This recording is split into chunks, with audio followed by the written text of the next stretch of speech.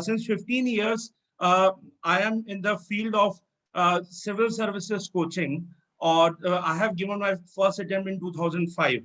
So तब से उसके बाद 2006-7 से मैंने टीचिंग भी स्टार्ट कर दिया था. तो मैं तब इतना तो एक्सपीरियंस मेरे पास है कि 15 साल का, लगभग 15-16 साल का सिविल सर्विसेज कोचिंग का फील्ड में मैं हूँ. इस दौरान बहुत सारे बच्चों को बहुत सारे प्लेटफॉर्म्स पर पढ़ाने का मौका मिला. Since 2009 I am running my own institute, that is Civil Academy. तो सिविल अकेडमी भी 2009 से जो है गाइड कर रहा है बच्चों को. अब हम ऑनलाइन मोड पर भी हैं और ऑफलाइन पर भी हैं, तो ज्यादा बच्चों के साथ कनेक्ट होने का हमको मौका मिल रहा है.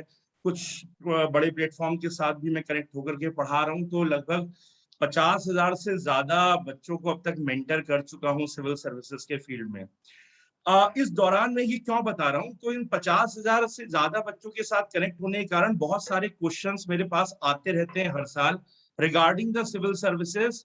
कि किसी का कुछ क्वेश्चन रहता है, किसी कोई क्वेरी होती है, किसी कोई क्वेरी होती है. सो मेरे पास कुछ क्वेश्चंस मैं आप लोगों के लिए लाया हूं जो जनरली मुझसे पूछे जाते हैं. इसके अलावा अगर आप लोगों के पास अपने कोई क्वेश्चंस हो, अपनी कोई क्वेरीज हो, तो बेटर होगा कि आप लोग चैट बॉक्स के अंदर अपने क्वेश्चंस भी लिख दीजिएगा. हम उसको अगर टाइम मिलेगा तो हम बाद में देख लेंगे, और हम उन क्वेश्चंस को भी मैं आंसर फिर आप लोगों का कर दूंगा, जिससे कि आपकी हर क्वेरी को जितना मैं सॉल्व कर सकता हूँ मैं रिजॉल्व कर सकूं. Am I audible sir? आवाज क्लियर आ रही है? Yes, you are audible. Should I use only English language और I can talk in Hindi also? नहीं, मिक्स कर सकते हो, कोई दिक्कत नहीं. मिक्स कर सकते इंग्लिश. हाँ, फाइन. सो अब मुझे इशू ये है कि स्टार्ट कहाँ से करूं. अच्छा सर, ये जो बच्चे हैं ये लोग किस ईयर के बच्चे हैं? They are final year students और they are first year students? नहीं अभिषेक, ये मिक्स है. हमने बेसिकली एक चॉइस फिल कराया था. जो बच्चे, जिन बच्चों ने पहली चॉइस अपनी या दूसरी चॉइस सिविल सर्विसेज रखी है, ये वो बच्चे हैं. बट ये फर्स्ट ईयर के भी हो सकते हैं. मैं फर्स्ट ईयर तो नहीं है, सेकंड ईयर, थर्ड ईयर या फाइनल ईयर, 3 साल. और ये बीटेक के हैं ज्यादातर. इनमें से कुछ बीबीए एमबीए के भी हो सकते हैं. Fine, but all are aspiring for civil services. Yes. That is common. Okay. जी. तो अगर मैं बात करूं तो कुछ बच्चों की क्वेरीज मेरे सामने आती है कि basically what is this civil services exam, and can an engineer give this exam, और can an engineer get the success in this exam? एक सवाल तो सबसे पहले यही रहता है, बिकॉज बहुत सारे लोग सिविल सर्विसेज एग्जाम के लिए ये मानकर चलते हैं कि it belongs to the art faculties. जो आर्ट फैकल्टीज के बच्चे हैं केवल वही सिविल सर्विसेज दे सकते हैं, या वो सिविल सर्विसेज में सक्सेस ले सकते हैं. तो उन लोगों के लिए मैं जो सबसे पहले शुरुआत करना चाहता हूं, मैं एक डेटा से शुरुआत करना चाहता हूं. एक डेटा आपके साथ शेयर करना चाहता हूं. सर, मैं स्क्रीन शेयर कर सकता हूँ? हाँ, आप कर सकते हैं.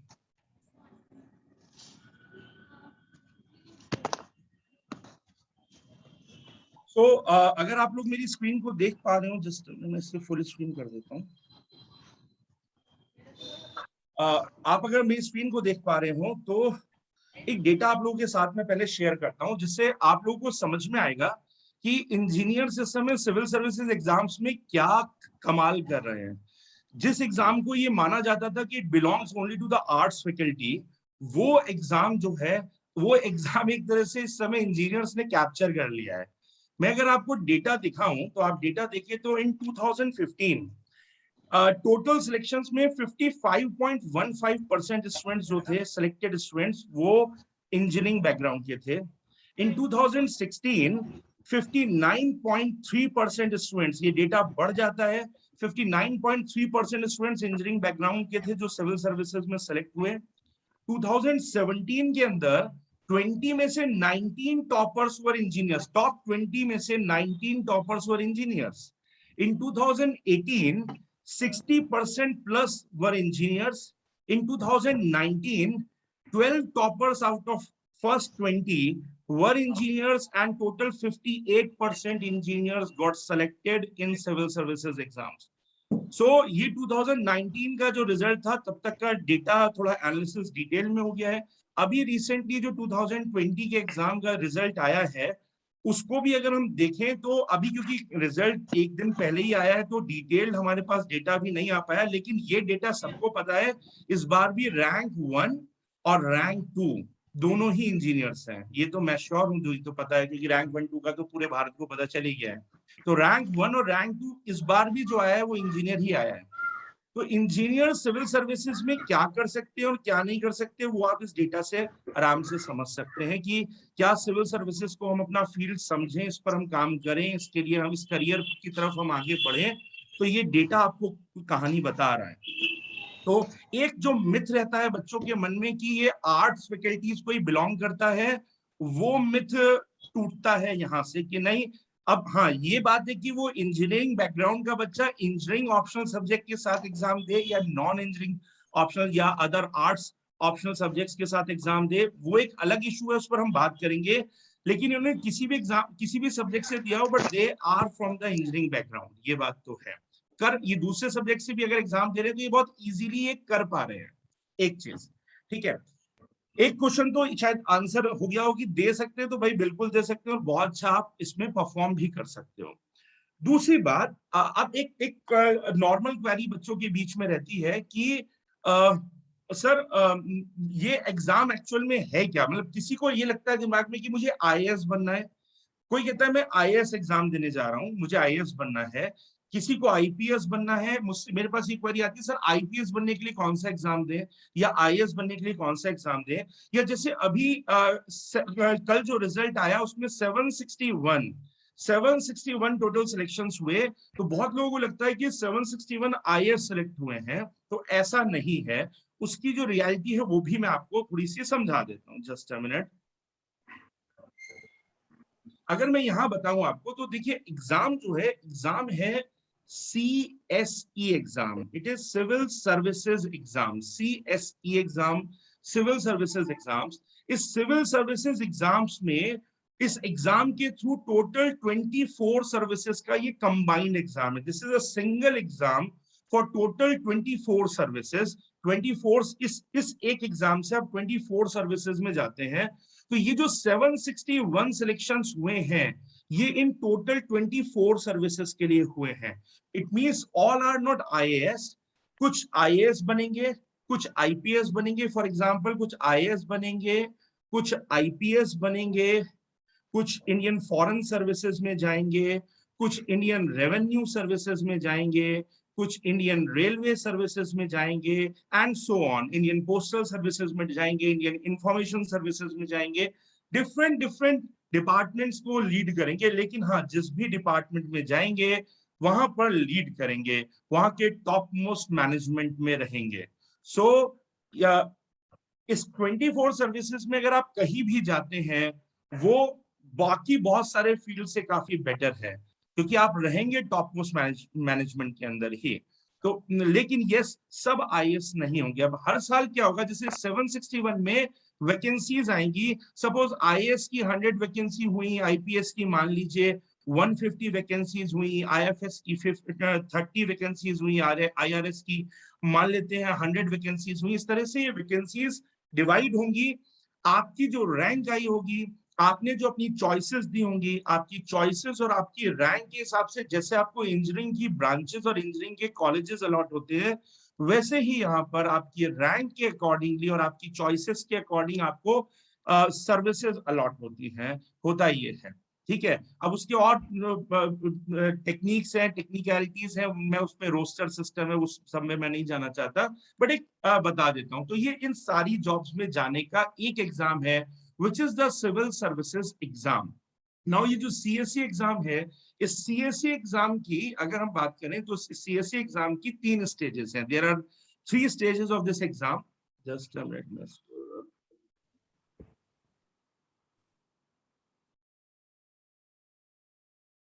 नाउ इस सीएससी एग्जाम की 3 स्टेजेस हैं। One stage is pre stage, second one stage is mains stage, and third stage is interview stage, जो अभी जिसके रिजल्ट्स आए, ठीक है। अगर मैं स्ट्रक्चर समझाऊं इस एग्जाम का कि आपको करना क्या है और क्या क्या पढ़ना होता है अगर आप सिविल सर्विसेज एग्जाम्स के लिए प्रिपेयर कर रहे हैं, क्योंकि एक क्वेश्चन ये भी बच्चों का दिमाग में रहता है, तो मैं एक आपको स्ट्रक्चर से यहाँ समझाता हूँ। तो अगर आप प्री स्टेज के पास जाते हैं तो in pre stage there are two papers. One first stage है प्रीलिम्स स्टेज, प्री स्टेज में there are two exams, one is general study and second one is CSAT. First paper is GS, second paper is CSAT.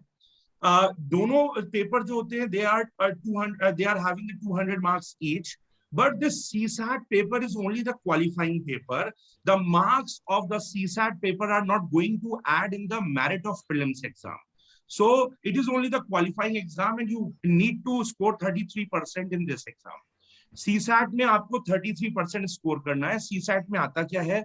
CSAT में maths आता है, जो आप लोगों का strong part है। CSAT में मैथ्स आता है, CSAT में रीजनिंग आती है, डिसीजन मेकिंग के क्वेश्चंस आते हैं, रीडिंग कॉम्प्रिहेंशन आरसी जो होता है वो आता है, रीडिंग कॉम्प्रिहेंशन आता है। ये पोर्शन सीसैट के अंदर बेसिकली आते हैं। ये आपके एप्टीट्यूड को टेस्ट करने के, इसका नाम ही है सिविल सर्विसेज एप्टीट्यूड टेस्ट। सो ये एग्जाम जो है आपका ये 200 मार्क्स का है, लेकिन ये क्वालिफाइंग है, इसमें बस आपको क्वालिफाई करना है। प्रीलिम्स की जो मेरिट आपकी बनेगी वो मेरिट आपकी जीएस के मार्क्स के बेसिस पर बनेगी। जीएस मार्क्स के बेसिस पर प्रीलिम्स की मेरिट बनेगी।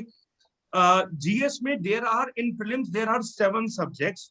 One is history, geography, Indian polity and constitution, Indian economy, current affairs, science and environment. ये सब्जेक्ट्स हैं जो कि कवर करते हैं प्रीलिम्स को। प्री के जीएस के अंदर ये सब्जेक्ट्स आते हैं। इन सब्जेक्ट्स के मार्क्स के बेसिस पर आपकी प्री की मेरिट बनती है and on the basis of merit of pre आपकी मेंस की कॉल आती है। अब ये सवाल एक और दिमाग में आपके आ सकता है कि प्री में कितने बच्चों को कॉल किया जाता है, कितने टाइम्स प्रीलिम्स के अंदर कॉल आती है। तो इसका रूल ये है कि जितनी सीट्स हैं जितनी सीट्स है उसका 13 टाइम्स प्री में कॉल होगा। जितनी भी सीट्स है उसका 13 टाइम्स प्री में कॉल होगा। अब क्योंकि जैसे जैसे मेरिट नीचे की तरफ जाती है कट ऑफ, लास्ट मार्क्स पर नंबर ऑफ स्टूडेंट्स बहुत ज्यादा होते हैं, तो अगर 13 टाइम्स से ज्यादा एक्सीड कर रहा है लास्ट मार्क्स की वजह से तो वो सारे के सारे लोग अंदर जाएंगे। तो 13 टाइम्स से कुछ ज्यादा हो जाता है थोड़ा सा ये। तो प्रीलिम्स के अंदर 13 टाइम्स जितनी भी सीट्स हैं उसका 13 टाइम्स बच्चों को प्रीलिम्स में क्वालिफाई किया जाएगा। नाउ प्रीलिम्स पूरी ऑब्जेक्टिव स्टेज है, इसमें नेगेटिव मार्किंग भी होती है। नेगेटिव मार्किंग होती है 1/3, दोनों पेपर के अंदर नेगेटिव मार्किंग 1/3 होती है। ये तो रही प्री की बात। नाउ अगर हम मेंस की बात करते हैं तो मेंस के अंदर mains is completely the written stage. इसमें बिल्कुल रिटन एग्जाम होता है, जैसे आपके इंजीनियरिंग कॉलेजेस के रिटन पेपर्स होते हैं वैसा ही रिटन एग्जाम होता है। नाउ मेंस में there are 9 papers. In mains there are 9 written papers. There are 4 written papers of general studies, 1 paper of essay, 2 papers of optional subject जिसकी हम बात कर रहे थे, 2 papers of optional subject. There is 1 qualifying paper of English and there is 1 qualifying paper of language. आप जिस भी language को जानते हो apart from English, English is a compulsory paper, इसके अलावा आप जिस लैंग्वेज को जानते हो, हिंदी जानते हो और आप गुजराती जानते हो, मराठी जानते हो, जो भी आप लैंग्वेज जानते हो उसका एक पेपर होगा जो भी आप ऑप्ट करते हो। ये दोनों पेपर 10th लेवल के पेपर होते हैं। इंग्लिश का पेपर और लैंग्वेज का पेपर 10th लेवल का पेपर होता है। 300 मार्क्स का सिर्फ क्वालिफाई करना होता है, पास करना होता है, 30% ला करके पास करना होता है। इसके मार्क्स आपके मेंस में काउंट नहीं होते। It is only to check whether you have the basic knowledge of language, that's it. 10th level का पेपर होता है। It's not a big deal, आप लोगों ने सबने जब आप 10th में थे तब भी पास किया था, आप बड़े हो चुके हैं तो पास कर ही लेंगे। द थिंग इज जो मेरिट मेंस की बनती है वो मेरिट मेंस की इन 7 सब्जेक्ट्स के बेसिस पर बनती है। यहाँ पर 250 मार्क्स का हर पेपर है। एक दिन में 2 पेपर होते हैं। It means you have to write 6 hours per day.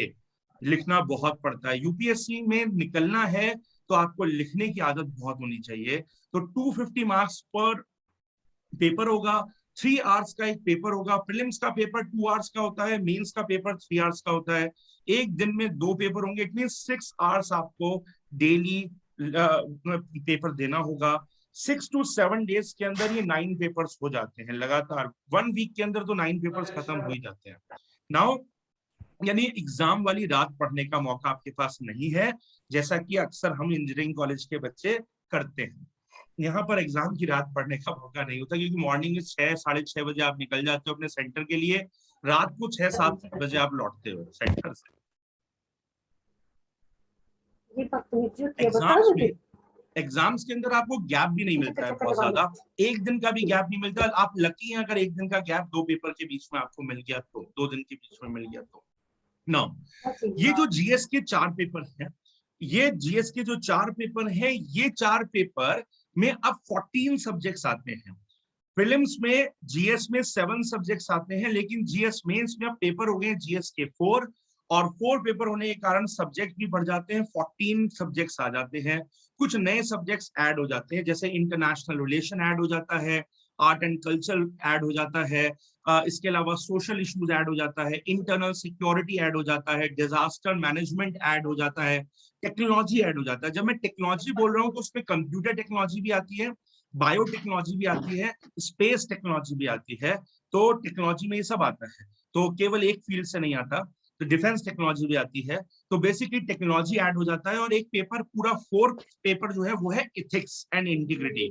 ये आजकल नया पेपर ऐड हुआ है जो कि ईमानदारी चेक करने का पेपर है थोड़ा सा।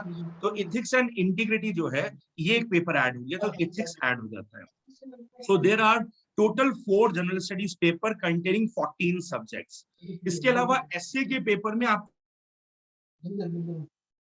So you have to write 2 essays there in 3 hours. You have to write 2 essays, 125 marks each. 2 essay लिखना है, अराउंड 1200 वर्ड्स के आसपास का एक एसे लिखना होता है। जब मैं 1200 वर्ड्स बोलता हूँ तो it means around 9 to 10 pages का एक एसे, 2 एसे लिखना। You have to write around 20 pages in 3 hours. ये है, ये बहुत टाइम मिलता है। देखिए 20 pages can be written in 3 hours very easily, because अगर मैं जीएस की बात करता हूँ तो जीएस में you have to write around 40 pages per hour, 40 pages in 3 hour. तो ऑलमोस्ट डबल लिखना होता है जीएस के पेपर में, आपको इतने नंबर ऑफ क्वेश्चंस होते हैं। सो एक ये चीज हुई। इसके अलावा एक ऑप्शनल सब्जेक्ट आपको लेना होता है, कोई एक ऑप्शनल सब्जेक्ट। कुछ इंजीनियरिंग के सब्जेक्ट्स आप लेना चाहे ले सकते हैं। इलेक्ट्रॉनिक्स इंजीनियरिंग सिविल सर्विसेज में अलाउड नहीं है, कंप्यूटर साइंस इंजीनियरिंग और इंफॉर्मेशन टेक्नोलॉजी अलाउड नहीं है। There are certain engineering branches जो लेकर के आप एग्जाम दे सकते हैं। जनरली लोग इंजीनियरिंग के पेपर्स ऑप्शनल में कम लेते हैं। जैसे अभी भी आप देखें तो जो रैंक 1 आए हैं वो है इंजीनियर, लेकिन उन्होंने अपना ऑप्शनल एंथ्रोपोलॉजी को बनाया, तो उन्होंने, और रैंक 2 ने शायद सोशियोलॉजी को अपना ऑप्शनल सब्जेक्ट बनाया, इंजीनियरिंग को नहीं बनाया। क्यों नहीं बनाया मैं बता देता हूँ। मैं भी एक इंजीनियर हूँ, और इनफैक्ट सबसे कम मुझे लगता है कंप्यूटर साइंस में ही पढ़ना होता है। बाकी कोर सब्जेक्ट्स में, मैकेनिकल इंजीनियरिंग में, इलेक्ट्रिकल में तो बहुत ज्यादा पढ़ना पड़ता है। मेरे फ्रेंड्स जैसा मैं उनकी हालत देखा करता था, हम लोग तो फिर भी खेलते कूदते पढ़ लिए।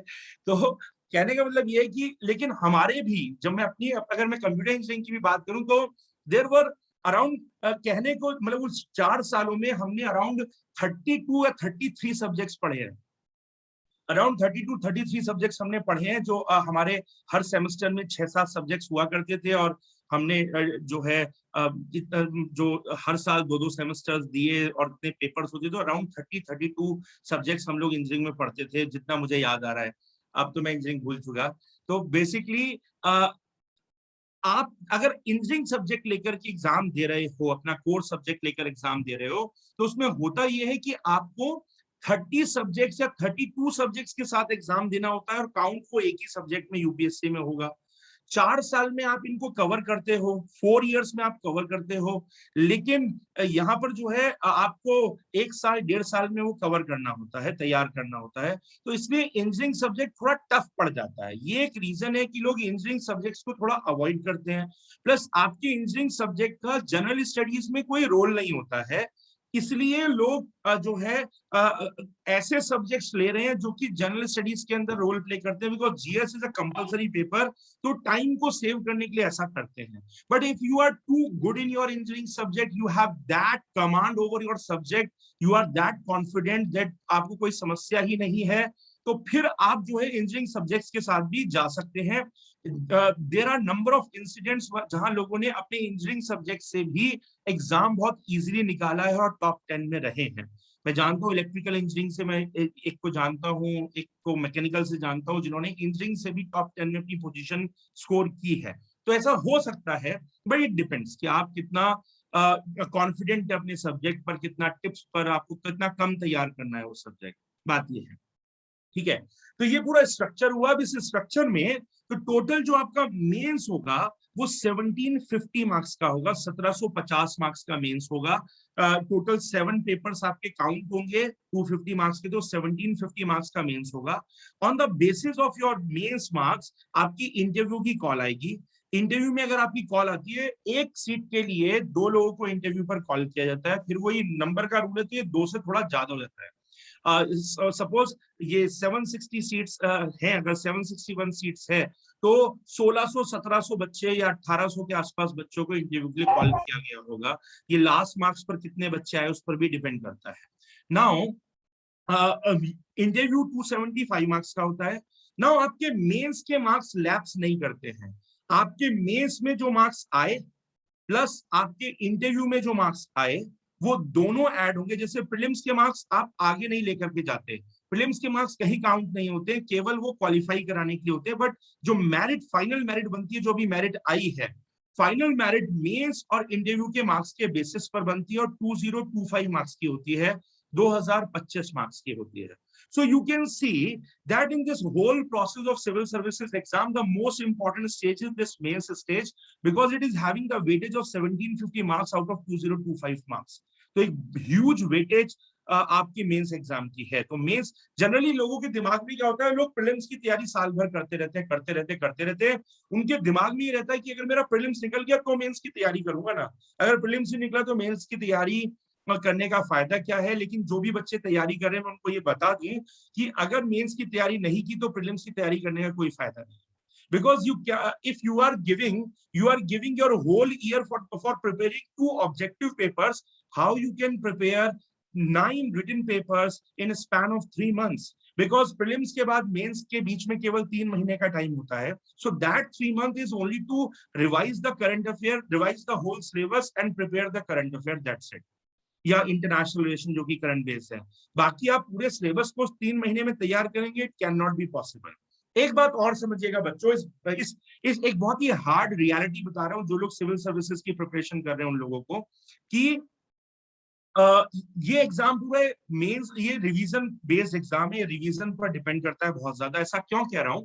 अराउंड 2000 स्टूडेंट्स ने इंटरव्यू दिया, ठीक है, उसमें से 700 के आसपास स्टूडेंट सेलेक्ट हुए, 1300 स्टूडेंट्स इंटरव्यू से आउट हुए, 1300 स्टूडेंट्स इंटरव्यू से आउट हुए।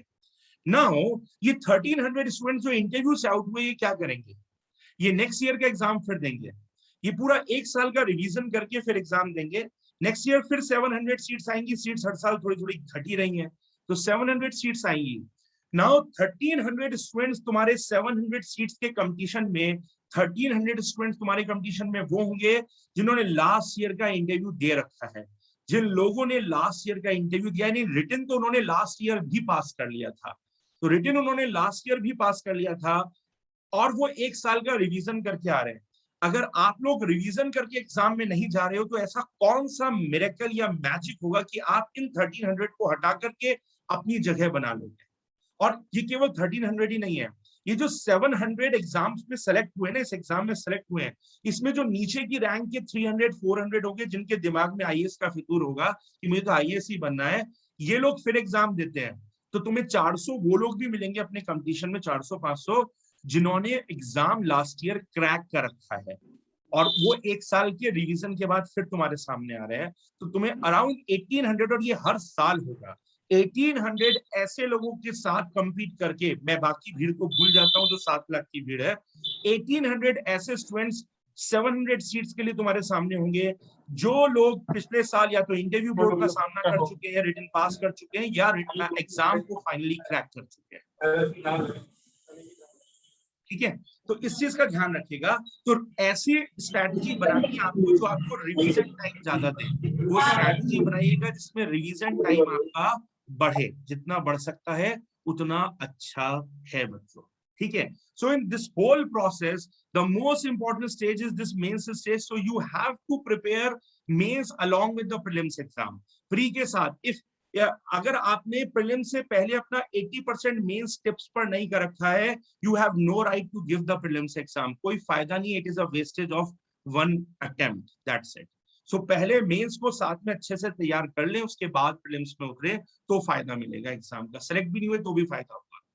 दूसरी बात, अगर आप इस पूरे एनालिसिस से देखें, the most important paper is that general studies, because in prelim sole selection is basis on the basis of GS, GS के मार्क्स काउंट होने हैं, and in mains as well it is having the weightage of 1000 marks ना, 250 marks के 4 paper 1750 में से, तो it is having the weightage of 1000 marks, 1000 number का weightage है। इसके अलावा एस से आप अच्छा तब लिखोगे when you have good GS, interview आपका अच्छा तब होगा when you have good GS, because वो कुछ भी क्वेश्चन पूछ सकता है बोर्ड, और आपकी अगर जीएस स्ट्रांग है तो आपकी आंसर करने की प्रोबेबिलिटी जो है, प्रोबेबिलिटी बढ़ जाती है। सो इसलिए जीएस पर फोकस करना बहुत जरूरी है अगर आप इस एग्जाम को क्रैक करना चाहते हैं। ये एग्जाम जीएस बेस्ड एग्जाम है, जनरल स्टडीज बेस्ड एग्जाम है, जीएस को आपको बहुत अच्छे से स्ट्रांगली प्रिपेयर करना होगा बच्चों, बात ये है। ये पूरा स्ट्रक्चर है एग्जाम का, और ये अब इसमें टाइम कितना लगता है प्रिपरेशन में, आइडियल टाइम है 1 year to 1.5 year. Ideal time की बात मैं वो क्या कर रहा हूँ, वो बच्चा मतलब आइडियल टाइम है जो जिसके लिए प्रिपरेशन का कोई डेली का आर ही नहीं है, वो रात दिन प्रिपरेशन कर रहा है, पूरी मेहनत कर रहा है, वो सिविल सर्विसेज के अलावा कुछ नहीं सोचता है और ना कुछ करता है, उसके लिए ideal time 1 year to 1.5 year से 1.5 साल तो है मिनिमम। अभी भी आप देख रहे हो जिन लोगों का एग्जाम निकल रहा है, they are preparing since 2 years, at least 2 साल से वो लोग प्रिपेयर कर रहे हैं। लेकिन कुछ लोग सोचते हैं यार 2 साल तैयारी करनी होगी, 3 साल तैयारी करनी होगी। एक बात समझिए, बहुत सारे लोग इंजीनियरिंग के बाद एमटेक करते हैं, उसके बाद पीएचडी करते हैं, पीएचडी में भी 4 से 5 साल लगता है, एमटेक में भी 2 साल लगता है, सारा प्रोसेस मिला ले तो 7 इयर्स उसके बाद दे रहे हैं। यहाँ पर अगर हम 3 या 4 साल दे रहे हैं तो ये कोई ज्यादा नहीं है, बिकॉज उसके बाद जो मिल रहा है वो आप समझते हैं, आप इंडिया के टॉप, आप देश को चलाने वाले लोग बनने जाते हैं इसके बाद। अगर सपोज आप किसी में रेलवेज में जाते हैं, आईएएस में जाते हैं, कहीं भी जाते हैं, तो आप उसके बाद जब रिटायरमेंट टाइम होगा तो आप सेक्रेटरीज में होंगे, और सेक्रेटरीज देश को चलाते हैं। प्राइम मिनिस्टर तो पॉलिटिकल एक फेस होता है, चलाने वाले तो सेक्रेटरीज ही होते हैं जो पूरे देश को चला रहे होते हैं। तो आप वहां पहुंचते हैं इस एग्जाम से, और हमेशा आप सीनियर्स में रहते हैं, टॉपर्स में, टॉप मोस्ट मैनेजमेंट में आपको काम करने का मौका मिलता है। तो इसलिए ये एग्जाम को अगर आप 2-3 साल 4 साल दे रहे हैं तो कोई ज्यादा नहीं होता। अगर कोई दे भी रहा है जो 3 साल 4 साल में निकाल रहा है, अगर उसमें भी निकाल रहा है तो कोई ज्यादा नहीं होता है, ये सीधी सी बात ये है। तो इसलिए मतलब और ये एग्जाम इतनी डिमांड भी करता है, इंडिया का टॉप मोस्ट एग्जाम है, इससे ऊपर कोई डायरेक्ट रिक्रूटमेंट इंडिया में होता ही नहीं, ये top most highest recruitment position है ये, जिस पर इंडिया में रिक्रूटमेंट होता है। बात ये है, आप सीधे अगर आप आईएएस बनते हैं तो आप एसडीएम लेवल पर जाते हैं, बहुत ही जल्दी एडीएम और फिर डीएम हो जाते हो, जो कि एक होता है पूरे डिस्ट्रिक्ट में। आप अगर अदर ब्रांचेस में आते हैं तो आप असिस्टेंट कमिश्नर लेवल से स्टार्ट करते हैं, सीधे असिस्टेंट कमिश्नर लेवल से स्टार्ट करते हैं। तो वो चार्म भी है इस एग्जाम का, अगर आप उसको अच्छे से प्रिपेयर करते हैं तो। ये तो पूरा स्ट्रक्चर हुआ एग्जाम। सर जी सर मेरा एक क्वेश्चन है। हाँ सर मतलब जो सिलेक्शन होता है, जो मतलब फाइनल मेरिट लिस्ट बनती है, वो सिर्फ मेंस और इंटरव्यू के मार्क्स पे बनती है, यस यस और जो हमारा प्रिलिमिनरी एग्जाम है वो सिर्फ एक क्वालिफाइंग पेपर है to go for the mains exam. Yes, वो केवल भीड़ को कम करने का, because around 7 lakh aspirants are there, तो 7 लाख की आप रिटन कॉपीज चेक नहीं कर सकते हैं, तो इसलिए वो केवल रिटन कॉपीज 10,000 के आसपास की चेक होती है, 10,000 से 15,000 के बीच में चेक होती है, इसलिए वो भीड़ को कम करने की एक्सरसाइज है। और सर जो मेंस के पेपर्स होते हैं उनमें किसी तरह की कोई नेगेटिव मार्किंग नहीं होती ना? नहीं, how in written exam how you can apply the negative marking, because human being copy check करेगा, और मेंस तो एक्सप्लेनेटरी है, उसमें तो नेगेटिव मार्किंग आ ही नहीं सकती है। और एनी क्वेरी? हाँ सर एज इस वक्त हम अगर मान लीजिए हम we are in second year and as target exam is 2024, so should start right now, as we see that people are taking 3 attempts 4 attempts like 3 and 4 years, so we have 3 years in our hands, so if we should start now, or at the end of 2024 we'll feel burn out? You are 1 year late, dear. To be very frank, मैं इसलिए कह रहा हूँ because अगर मैं अपने institute की बात करता हूँ तो मैं अभी का जो डेटा देख रहा हूँ, मेरे यहाँ right now 60% students are joining in the first year of their graduation now, because जो लोग बहुत सीरियस है और कंपटीशन जिस लेवल का हो गया, लोग अब ग्रेजुएशन के साथ प्रिपेयर कर रहे हैं। मोस्ट ऑफ द स्टूडेंट्स जो है वो ग्रेजुएशन के साथ ही प्रिपेयर कर रहे हैं। तो अगर तुम 2024 का सोच रहे हो तो तुम्हें तो अभी राइट नाउ स्टार्ट करना ही करना होगा, बिकॉज इंजीनियरिंग भी करे और इंजीनियरिंग का प्रेशर भी बहुत ज्यादा होता है, मुझे मालूम है, मैंने भी की है। तो इसलिए उसके साथ तो 2 साल या 2.5 साल तुम्हारे पास है। 2.5 साल मतलब उतना ही है जितना चाहिए। ये भी डिपेंड करता है कि तुम कितना फोकस्ड होते हो अपनी प्रिपरेशन पर। पूरी फोकस के साथ प्रिपरेशन करोगे तो you have to start preparation right now. Okay, sir. And sir, currently in the recent years, like 2017, 18, and afterwards, we're seeing that the UPSC CSE syllabus is basically making a shift from static to a current based. Yeah. Like there are cumulative questions are coming. So how should we tackle it if we are starting right now? How should we do our preparation in such a way that we are taking both into consideration? अभी क्या हो गया है कि देखो, अगर मैं prelims की ही बात करता हूँ, फर्स्ट ऑफ ऑल अगर मैं प्रीलिम्स की ही बात करता हूँ तो प्रीलिम्स में स्टेटमेंट वाइज क्वेश्चंस आ रहे हैं ना। There are 3 to 4 statements in one question. तो अभी क्या है कि सिंगल वन या एक स्टेटमेंट को चूज करके क्वेश्चन सॉल्व नहीं हो रहे हैं। वो क्या कर रहा है, वो आपसे 2 स्टेटमेंट्स में कंसेप्ट पर पूछ रहा है, एक स्टेटमेंट के अंदर वो कोई फैक्ट पूछ रहा है, और एक स्टेटमेंट में वो करंट बेस्ड इंफॉर्मेशन को उस फील्ड की कनेक्ट कर रहा है। वो इस तरीके से एक पैकेज बना रहा है आपके क्वेश्चन के अंदर। नाउ अगर कोई बच्चा केवल कंसेप्ट पर ध्यान देता है, फैक्ट्स पर ध्यान नहीं देता, वो भी आज की तारीख में एग्जाम क्रैक नहीं कर पा रहा है। कुछ बच्चों को आदत होती है केवल फैक्ट्स रटने की, मगअप करने की, वो फैक्ट्स ही पढ़ते रहते हैं, तो वो भी अब एग्जाम क्रैक नहीं कर पा रहे। तीसरा, अगर आप करंट सिनेरियो से अवेयर नहीं है तो भी वो जो है आप अभी एग्जाम क्रैक नहीं करते। तो इसलिए अब आपको तीनों पर ध्यान देना है। कंसेप्ट पर तो देना ही है, बिकॉज विदाउट कंसेप्ट ना आपको फैक्ट याद होगा और ना ही आपको करंट समझ में आएगा। तो सबसे पहले अपने कंसेप्ट को क्लियर करिए। If you are in the engineering second year, this year and the next year you have to clear your all concept first. उसके साथ साथ फैक्ट्स आपके प्रिपेयर होते जाएंगे। नाउ अगर मैं करंट की बात करता हूं तो यूपीएससी का करंट का मतलब है पास्ट 1.5 years एटलीस्ट। यूपीएससी के करंट का मतलब है, यूपीएससी अगर आप देखेंगे तो केवल 3 महीना पहले का या 4 महीने पहले का नहीं पूछती है।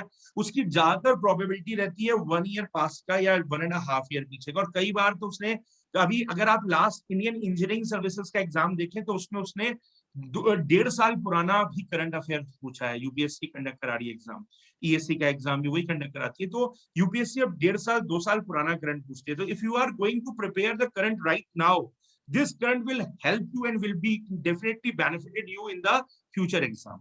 वो होगा। Okay, sir. तो करंट आपको अभी से पढ़ना होगा।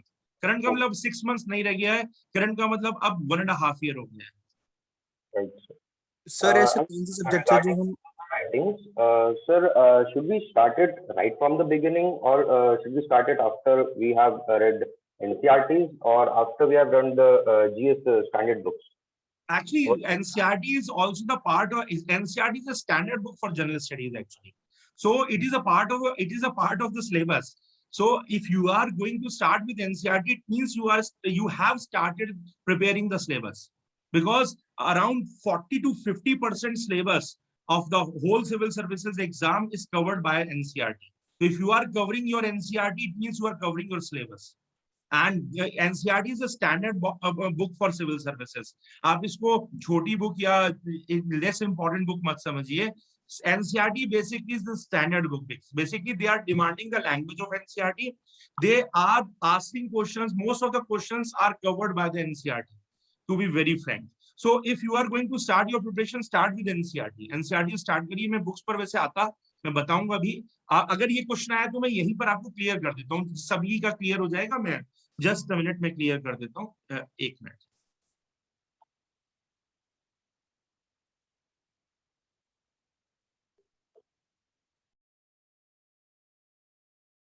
देखिए, अगर मैं बुक्स की बात करूं, आपको सब्जेक्ट सबसे पहले जो आप स्टार्ट करो, you can start with either geography, either history, either polity. मैं कुछ स्टैंडर्ड बुक्स बता रहा हूँ जो आपको पढ़नी ही पढ़नी है। आप दुनिया में कहीं कोचिंग कर लीजिए, कुछ भी कर लीजिए, बट ये बुक्स तो पढ़नी है आपको, इनके बिना नहीं होगा। तो सबसे पहले अगर मैं ज्योग्राफी की बात करूं, जनरल स्टडीज की बात कर रहा हूं मैं, ज्योग्राफी ऑप्शनल की बात नहीं कर रहा हूँ। ज्योग्राफी के लिए you have to start with class 6 NCERT. देखो कहां से जाना है, 6 से जाना है आपको, 6 to class 12 NCERT. There are 9 NCERT, मुझे नंबर भी याद है क्योंकि sorry, class 12 NCERT, fine. 12th NCERT तक ये जो क्लास 6 से क्लास 12 की ज्योग्राफी की एनसीईआरटीज हैं, देयर आर टोटल 9 एनसीईआरटीज, ये आपको फिनिश करनी है। मैं अगर हिस्ट्री की बात करता हूं तो हिस्ट्री के लिए आपको क्लास 11th और क्लास 12th की एनसीईआरटी पढ़नी है, एंशिएंट मिडिवल मॉडर्न हिस्ट्री की, और क्लास 12th की एनसीईआरटी पढ़नी है आपको वर्ल्ड हिस्ट्री की। For world history class 12th and ancient medieval and modern history, ठीक है। ये class 11 modern history class 12th में आती है, एंशिएंट मिडिवल क्लास 11th में आती है, क्लास 12th में वर्ल्ड हिस्ट्री आती है। हिस्ट्री के लिए ये एनसीईआरटीज आपको पढ़नी है। इसके अलावा बहुत सारी स्टैंडर्ड बुक्स हैं, वो मैं बताऊंगा, बट पहले एनसीईआरटी बता रहा हूं मैं आपको जो कवर हो जाए आपका। नेक्स्ट अगर मैं बात करूं तो इंडियन पॉलिटी की अगर मैं बात करता हूं, पॉलिटी के लिए you need not to study the NCERT, time है तो पढ़ लीजिएगा। एक स्टैंडर्ड बुक है जो पढ़नी है, that is M Laxmikant. I hope आपने इसका नाम शायद सुना होगा, it's a very popular book, M Laxmikant. Tata McGraw Hill publication की बुक है, ये काफी कवरेज कर रही है एम लक्ष्मीकांत बुक को। एम लक्ष्मीकांत काफी कवरेज करती है। It's a best seller book, Tata McGraw Hill की बेस्ट सेलर बुक है, इसीलिए तो एम लक्ष्मीकांत। देन अगर हम बात करते हैं इसके अलावा, तो ज्योग्राफी हुआ, हिस्ट्री हुआ, पॉलिटी हुआ। अगर मैं साइंस की बात करता हूं तो साइंस के लिए 9th और 10th की एनसीईआरटी को पहले पढ़ें, 9th और 10th की एनसीईआरटी को पढ़ें। अब आगे 11 12 की बात बताऊंगा। और अगर साइंस में जब पढ़ना है तो लाइफ साइंसेस पर ज्यादा फोकस करें, बिकॉज लाइफ साइंसेस से नंबर ऑफ क्वेश्चंस ज्यादा आते हैं। फिर वो आगे बायोटेक्नोलॉजी जब आप पढ़ेंगे तो उसके साथ भी आपको रिलेट करना होता है। तो साइंस में 9th और 10th की एनसीईआरटी से स्टार्ट करें। ये एनसीईआरटी के अलावा अगर मैं एनवायरमेंट की बात करता हूँ, मैं यहाँ अगर देख रहे हो तो मैं यहाँ लिख देता हूँ। नाउ एनवायरमेंट की अगर मैं बात करता हूँ तो एनवायरमेंट में class 11th, in fact 9th to 12th की एनसीईआरटी अगर आप पढ़ेंगे एनवायरमेंट की तो बेटर होगा, क्योंकि एनवायरमेंट अब बहुत डेप्थ में आने लगा है और बहुत इंपॉर्टेंट भी हो गया है।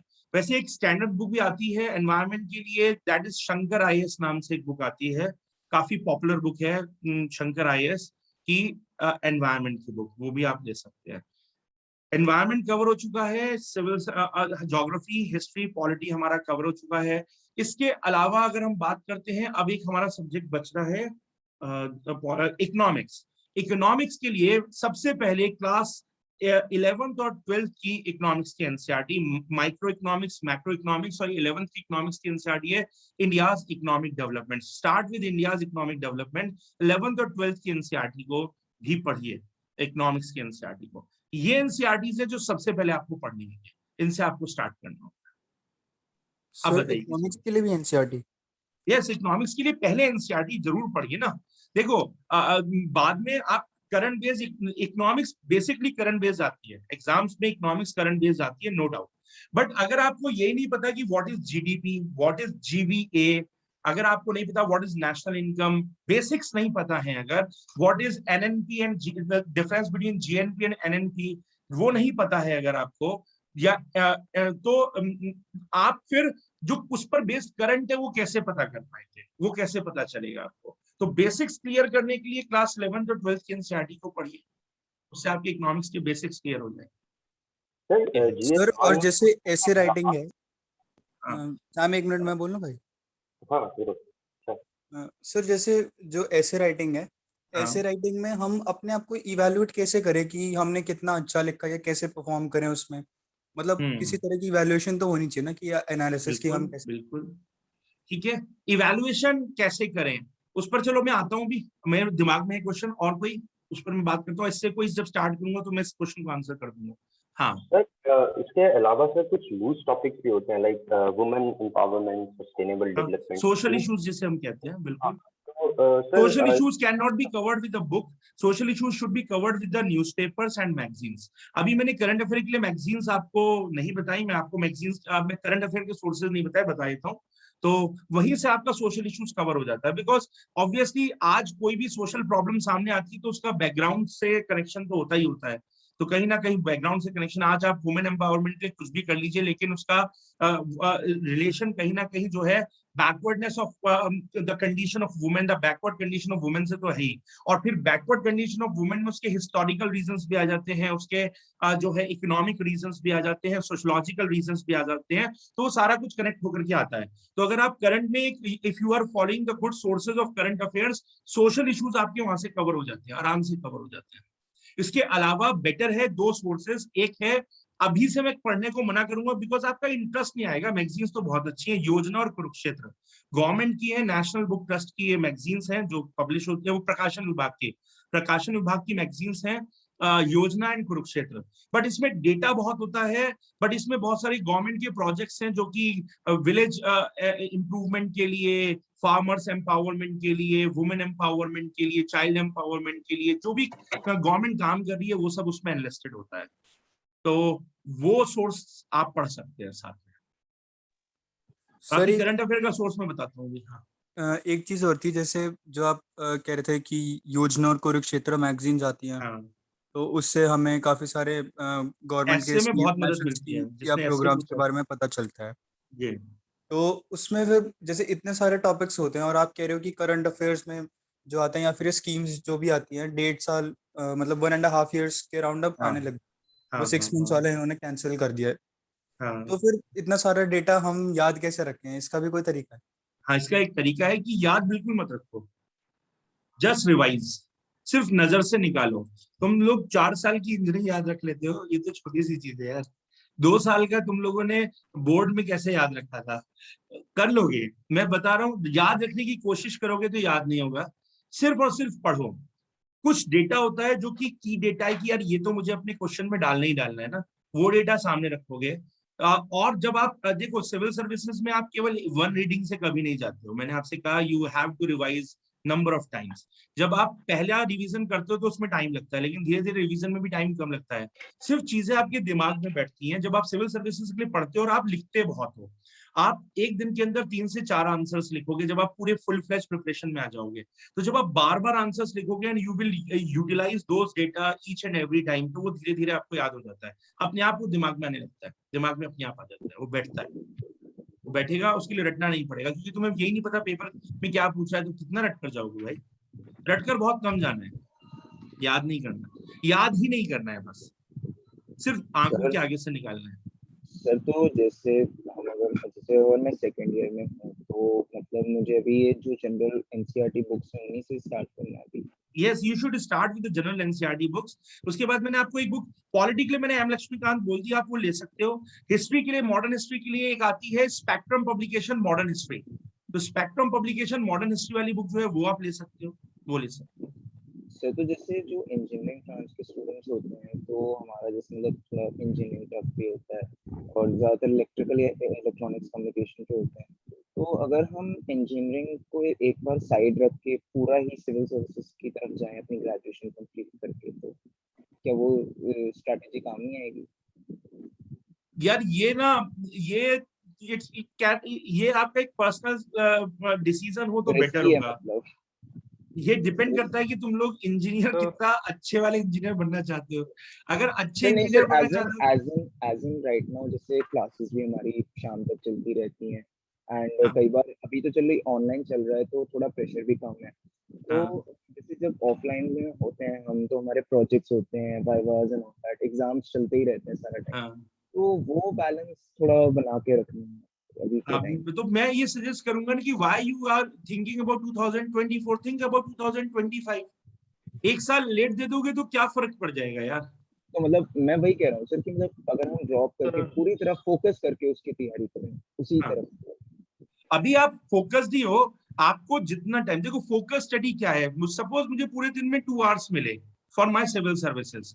मैं 2 घंटा ईमानदारी से रोज निकालूं और उस इंजीनियरिंग के बाद, और उसमें मैं अपना कुछ I must have the plan for next 3 years, और मैं उस प्लान के अकॉर्डिंगली अपना वो जो 2 घंटा निकाला उसमें कुछ प्रोडक्टिव निकाल लूं और उसको मैं कलेक्ट करता जाऊं। तब जाकर के तुम एग्जाम इंजीनियरिंग के 1 साल बाद 1 साल में उसको क्रैक कर पाओगे। अगर तुम इंजीनियरिंग के बाद ही स्टार्ट करते हो तो it will take next 2 years और 3 years। ये बात सर एक चीज और पूछनी थी। हाँ, पूछ ले भाई, पूछ ले। Sir, I'm a final year student and aiming for 2023. Sir, I've started my preparation, but now I'm confused between 2-3 optional subjects and between political science and sociology. Sir, how to clarify how to choose between them and between them? देखो, optional subject को ना अगर मैं बात करता हूँ, optional subject को decide करने में दो चीजें बहुत इंपॉर्टेंट है। One, how much that optional subject is in fact three aspects are there. One aspect is how much that optional subject is contributing in general studies. One. Second one is उसका syllabus कितना बड़ा है, because एक बहुत lengthy syllabus वाला option लोगे तो तुमसे एग्जाम टाइम में रिवाइज नहीं होगा, कवर नहीं होगा। दूसरा, तुम्हारा वो जीएस का टाइम किल करेगा। तो एक एस्पेक्ट ये होता है। अभी मैं दोनों पर आ रहा हूँ, पॉल साइंस पर और सोशियोलॉजी पर। तीसरा जो है, जो तुम्हारा सब्जेक्ट है ऑप्शनल है, तुम्हें उसमें इंटरेस्ट कितना आता है। बिकॉज अगर इंटरेस्ट ही नहीं है और तुम केवल 2 एस्पेक्ट के बेसिस पर उसको जज करके ले रहे हो तो भी वो तुम्हारे लिए बहुत लंबा हो जाएगा, तुम नहीं कर पाओगे उसको। तो बहुत जरूरी है कि ये तीनों एस्पेक्ट्स को ध्यान में रखो। नाउ मैं पॉल साइंस और सोशियोलॉजी की बात करूं तो pol science will help you in paper 2 of general studies के जीएस मेंस के पेपर 2 में तुमको हेल्प करेगा। It will help you around 100 marks. 100 marks का जीएस के अंदर तुमको पॉल साइंस हेल्प करेगा। अगर मैं बात करता हूं सोशियोलॉजी की, तो sociology will help you in paper 1 50 marks. It will help you in paper 2 50 marks. It will help you in paper 4 around 50 marks. So it will help you around 150 marks. तो sociology 150 number की मदद करेगा और 100 marks की pol science की मदद करेगा। इस तरीके से तो दोनों फेयर हैं। नाउ अब तुमको अपना इंटरेस्ट एरिया देखना है। एक चीज, if I compare pol science with sociology, my personal choice, I'll go with the sociology in the comparison of pol science. On the basis of syllabus, on the basis of the number of questions have been asked in UPSC in general studies, मैं sociology को favor करूँगा।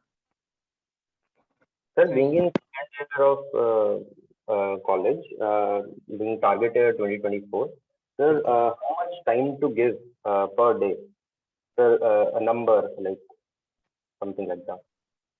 If you are thinking about 2024 और अभी आप you are in final year. So second year. You are in second year, na? So in 2024 you will pass your graduation, na? Yeah, right. It means you are targeting just after your graduation in the same year, na? Right. Now अगर मैं उसकी बात करता हूँ, then this question is irrelevant. जितना time तुमको मिलता है उतना देना होगा, जितना टाइम मिलता है। अगर मैं बात करूँ ना, मैं टीचर हूँ, मैं फैकल्टी हूँ और मैं पढ़ाता हूँ।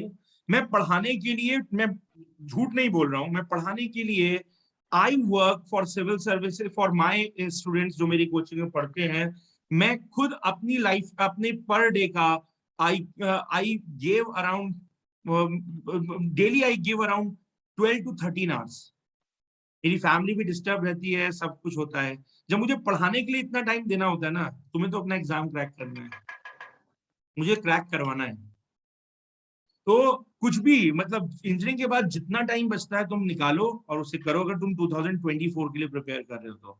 बिकॉज यार एक बात समझो ना, तुम खुद सोचो यार, 7 lakh aspirants are there and 761 seats are there. Probability तुमको पता है, उस प्रोबेबिलिटी में जितना टाइम दोगे उतना थोड़ा है।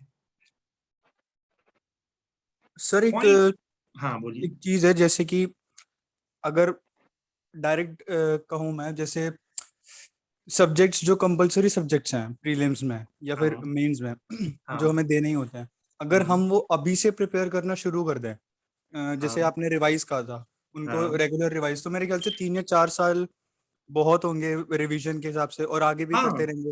यस, अगर आप सिंसियरली कर रहे हो, यस सिंसियरली कर रहे हो। तो सर ऐसे कौन से सब मतलब सारे तो जैसे होना बहुत ही मुश्किल है क्योंकि जो इंजीनियरिंग भी सामने एक आपके लिखे हुए ना, हिस्ट्री कभी चेंज नहीं हो रहा है, हिस्ट्री चेंज नहीं हो रहा है ना, तो हिस्ट्री को आप प्रिपेयर कर सकते हो, geography you can prepare, polity you can prepare, ठीक है, साइंस यू कैन प्रिपेयर, ये 4 सब्जेक्ट्स तो ऐसे हैं जो कि आप प्रिपेयर कर ही सकते हो, है ना। और ये चारों का ही सिलेबस काफी बड़ा होता है, तो ये 4 को environment you can prepare, environment में अगले 3 साल में कितना ऐड होगा, लेकिन जो है वो तो रहेगा ना एज इट इज। पीएम, अगर पीएम 2.5 है तो उसकी डेफिनेशन तो वही रहनी है ना, जो उसका स्टैंडर्ड है वो तो वही रहना है, 2.5 है तो वो 2.5 माइक्रोन ही रहना है ना। ये सर मतलब बेस तो बेस ही रहेगा, फिर उसके बेस तो ऊपर बेस जो ही ऐड रहेगा ऑन ना, तो बेस तो वाला है। चेंज अभी भी आप सोचो ना, जो लोग आज 2021 में पढ़ रहे हैं वो लोग भी तो अगर हम देखें तो जो एनसीईआरटी यूज कर रहे हैं वो कुछ लोग तो 20-20 साल पुरानी एनसीईआरटी से पढ़ रहे हैं। जैसे मॉडर्न हिस्ट्री है, मैं आज भी प्रेफर करता हूँ 2000 से पहले की एनसीईआरटी से पढ़ना, जो विपिन चंद्रा ने लिखी है, बिकॉज विपिन चंद्रा वाली एनसीईआरटी का एनालिसिस ज्यादा बेटर एनालिसिस यूपीएससी को लगता है।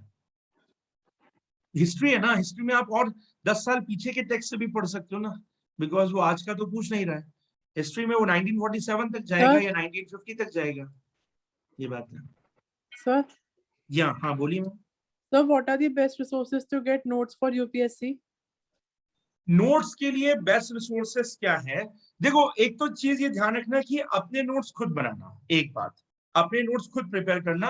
हाँ, अब आप ये है कि रेफरेंस कहाँ कहाँ से ले सकते हो, कुछ टेक्स्ट बुक है जो मैं बता रहा हूँ, वो कुछ टेक्स्ट बुक तो जरूर पढ़नी ही चाहिए, जो कि पढ़नी है। अगर आप कहो तो मैं टेक्स्ट बुक बता देता हूँ आप लोगों को, जस्ट अ मिनट, 1 मिनट रुको, I have to rub this.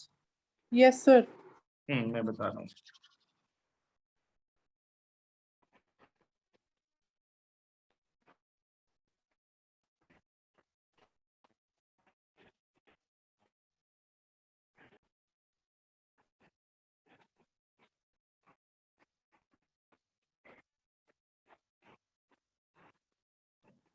Now अगर मैं बात करूं तो सब्जेक्ट वाइज चलते हैं, चलो मैं बुक्स को क्लियर कर देता हूं। मैं सबसे पहले अगर मैं हिस्ट्री की बात करता हूं, बुक से ही चलते हैं, चलो हिस्ट्री से आपको एक पढ़ना है एंशिएंट हिस्ट्री। मैं सजेस्ट करूंगा इसके लिए क्लास 11th एनसीईआरटी, अभी सिर्फ वो पढ़ो, ठीक है। उसके बाद medieval history, class 11th NCERT. इसके अलावा मॉडर्न हिस्ट्री। अब मॉडर्न हिस्ट्री के लिए तुमको 3 सोर्स पढ़ने हैं, जरूर पढ़ने हैं। एक, क्लास 12th एनसीईआरटी, अगर आपके पास पेपर हो तो आप नोट भी कर सकते हो, क्लास 12th एनसीईआरटी। इसके अलावा एक बुक आती है स्पेक्ट्रम पब्लिकेशन, ये बेसिक है, हर बच्चा जो यूपीएससी की तैयारी करता है वो पढ़ता है, स्पेक्ट्रम पब्लिकेशन की मॉडर्न इंडिया। देखो मॉडर्न इंडिया के लिए हमें ज्यादा क्यों पढ़ना है, मॉडर्न इंडिया प्रीलिम्स में भी आता है और मॉडर्न इंडिया मेंस में भी आता है, इंडियाज नेशनल मूवमेंट जो है वो मेंस का भी पार्ट है, तो उसके लिए हमें थोड़ा ज्यादा पढ़ना होता है। तो class 12th NCERT, spectrum publication, और एक बुक आती है India's freedom struggle by Vipin Chandra, एक नॉवल है India's freedom struggle by Vipin Chandra and Mridula Mukherjee, वो भी पढ़ना है, ठीक है। अब तो नए सोर्सेस भी कुछ आ गए हैं,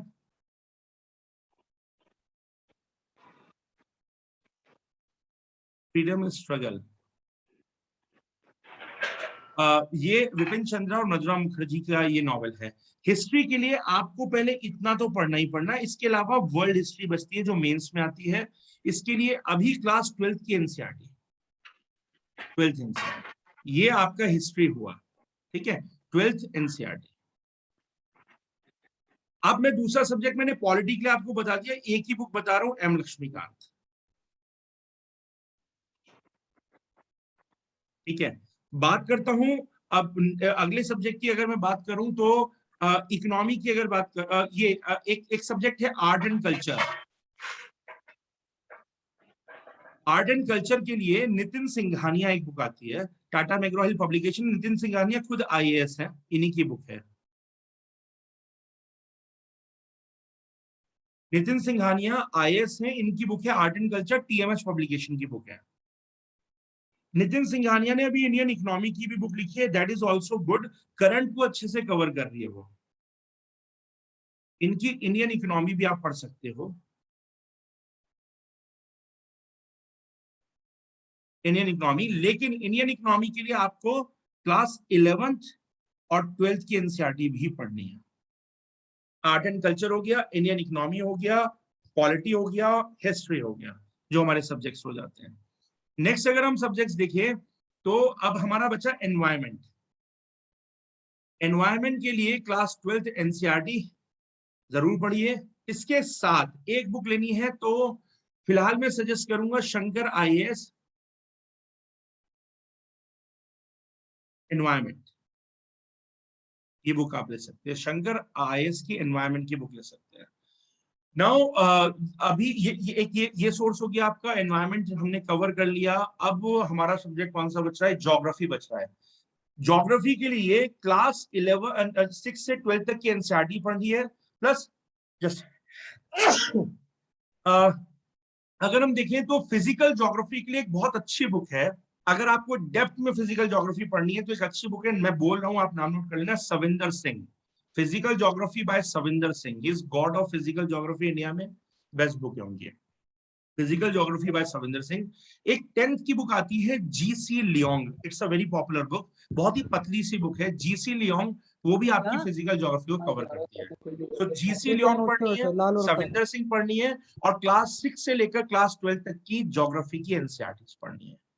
ये मेजर सोर्सेज हैं जो आपको पढ़ने ही पढ़ने। इसके अलावा करंट के लिए अगर मैं बात करूं, आप करंट के लिए क्या कर सकते हो, जस्ट अ मिनट, मैं करंट के लिए बात कर लेता हूं। करंट के लिए सोर्सेज क्या क्या है? डेली न्यूज़पेपर जरूर पढ़िए, आदत डालिए। न्यूज़पेपर में द हिंदू पढ़िए। The Hindu newspaper is a good newspaper, civil services के लिए आइडियल न्यूज़पेपर है, तो द हिंदू न्यूज़पेपर को पढ़िए। सभी सिविल सर्विसेज के एस्पिरेंट्स पढ़ते हैं, तो एक तो वो।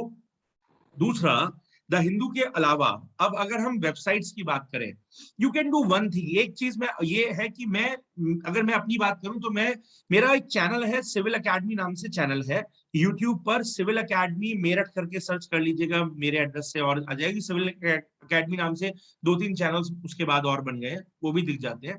मेरा लोगो अगर आपको दिख रहा होगा ना, इस लोगो से आप पहचान लेंगे उस चैनल को। रात को 10 बजे से 11:15 बजे तक डेली मेरा आता है करंट अफेयर शो, वो फ्री ऑफ कॉस्ट है। सारे स्टूडेंट्स के इंटरेस्ट में मैं उसको चलाता हूँ। कोई भी बच्चा करंट अफेयर इंप्रूव करना चाहे तो उस चैनल पर आ सकता है। रात को 10 से 11:15 मेरी क्लास, 10:15 से 11:15 यूट्यूब चैनल पर डेली करंट अफेयर की मेरी क्लास होती है। आप देखेंगे अभी स्टार्ट किया रिसेंटली मैंने, 10 शो हो चुके हैं, उसका 11वां शो कल मंडे को आएगा। आज संडे को ऑफ रहता है, मंडे को आएगा 11वां शो। तो डेली का करंट अफेयर, उसमें हम लास्ट 1 वीक में इंपॉर्टेंट जो इवेंट्स हुए हैं वो करंट अफेयर हम उसमें कवर करते हैं। कोई काम नहीं तुझे, बस टाइम पास का वो आप नहीं हो रहा है ना, जब तुझे पता है। म्यूट कर लो भाई अपने आप को। तो यानी मैं टाइम पास कर रहा हूँ, तू कर रहा है? तू कर रहा था, म्यूट करा सर, आप म्यूट कर दीजिए इनको। तो जो करंट अफेयर है, करंट अफेयर शो आप वो देख सकते हैं, आप उस चैनल को सब्सक्राइब कर सकते हैं, उस पर फ्री कंटेंट आ रहा है। इसके अलावा मेरी एक वेबसाइट है civilacademy.in, मैं आपको सोर्स बता रहा हूँ करंट का। civilacademy.in वेबसाइट का एड्रेस अभी मैं दिखा दूंगा। उस वेबसाइट पर आप स्टडी मटेरियल सेक्शन में जाना, जिस बच्चे ने पूछा है, स्टडी मटेरियल सेक्शन में जाना। आज जैसे टुडे इज 26, तो 25 का जो करंट होगा पूरा डिफरेंट न्यूज़पेपर से कंपाइल करके मेरी टीम 7 से 8 पेज के नोट्स डेली, चाहे हिंदी मीडियम में भी और इंग्लिश मीडियम में भी, अलग अलग फाइल्स को अपलोड करती है, और वो फ्री ऑफ कॉस्ट है। आप वहां से डाउनलोड कर सकते हो, वहीं पढ़ सकते हो, और डाउनलोड करना चाहो तो पीडीएफ को डाउनलोड कर सकते हो। तो एक मेरी भी टीम है जो करंट अफेयर डेली का सब लोगों के लिए बनाती है, और वो अपलोड हम करते हैं, आप वहां से ले सकते हैं। डिफरेंट न्यूज़पेपर से डेली 7 to 8 पेजेस के नोट्स आपको मिल जाते हैं, एक दिन पुराना, क्योंकि एक दिन हमें एनालिसिस के लिए चाहिए होता है। पेपर उस दिन आया तो उस दिन तो हम पढ़ेंगे, एनालाइज करेंगे, अगले दिन फिर उसको टाइप करके अपलोड होगा। तो वो जो है वो भी एक आपको सोर्स मिल रहा है। करंट एक मैं आपको बता ही रहा हूँ कि आप करंट अफेयर शो पर आ सकते हो मेरे यूट्यूब पर, that is free of cost, open है, सबके लिए है। आप वेबसाइट से डाउनलोड कर सकते हो करंट अफेयर की फाइल, तो करंट अफेयर के नोट्स आप वहां से डाउनलोड डेली आपको मिल जाएगा करंट अफेयर। प्लस आप द हिंदू पढ़िए डेली। अब अगर एक मैगजीन्स और कुछ चाहते हो, और एक मैगजीन सजेस्ट करने को आप चाहते हो, तो आई वुड सजेस्ट दृष्टि करंट अफेयर्स टुडे एक मैगजीन आती है, तो आप दृष्टि current affair today magazine, monthly magazine आती है, महीने में एक, उसको ले सकते हो। दृष्टि करंट अफेयर्स टुडे, वो मैगजीन अच्छी मैगजीन है, इंग्लिश मीडियम में भी आती है और हिंदी में भी आती है। इंग्लिश मीडियम बेटर है। हाँ sir, could you please spell it? दृष्टि, DRISSTI, दृष्टि करंट अफेयर्स टुडे, दृष्टि करंट अफेयर्स टुडे।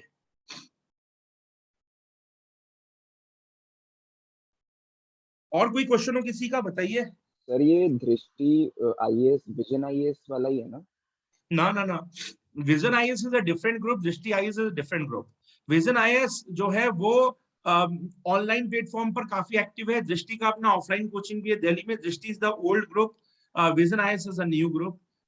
तो विजन आईएएस और दृष्टि बहुत अलग है। दृष्टि द विजन है वो, और विजन आईएएस अलग है। विजन आईएएस दृष्टि के 10 साल 15 साल बाद बना है, इनफैक्ट 15 साल बाद बना है। सर 2 क्वेश्चंस थे उसके बाद। हाँ जी। जैसे एक तो पहला था वो ऐसे वाले ही, ऐसे वाला क्वेश्चन देखो, और ऐसे एक कैसे चीज करें। और अब थी। स्ट्रेटेजी बता रहा हूँ, पहले तो करो कैसे ऐसे को प्रिपेयर। एक तो मैं सजेशन भी दे रहा हूँ तुमको, कर सकते हो तुम लोग। जो मेरी वेबसाइट है ना civilacademy.in, इस वेबसाइट में अगर आप जाओगे तो एक ब्लॉग का सेक्शन है। हमने अपने बच्चों के लिए भी ये किया है और वो ओपन है सबके लिए। उस ब्लॉग सेक्शन में जो इस हफ्ते इंपॉर्टेंट टॉपिक्स एसए के लिए चल रहे हैं, वो टॉपिक्स हम ब्लॉग पर डालते हैं, और उस पर तुम्हें अपने आंसर लिखने की जगह होती है, तुम आंसर अपना टाइप कर सकते हो।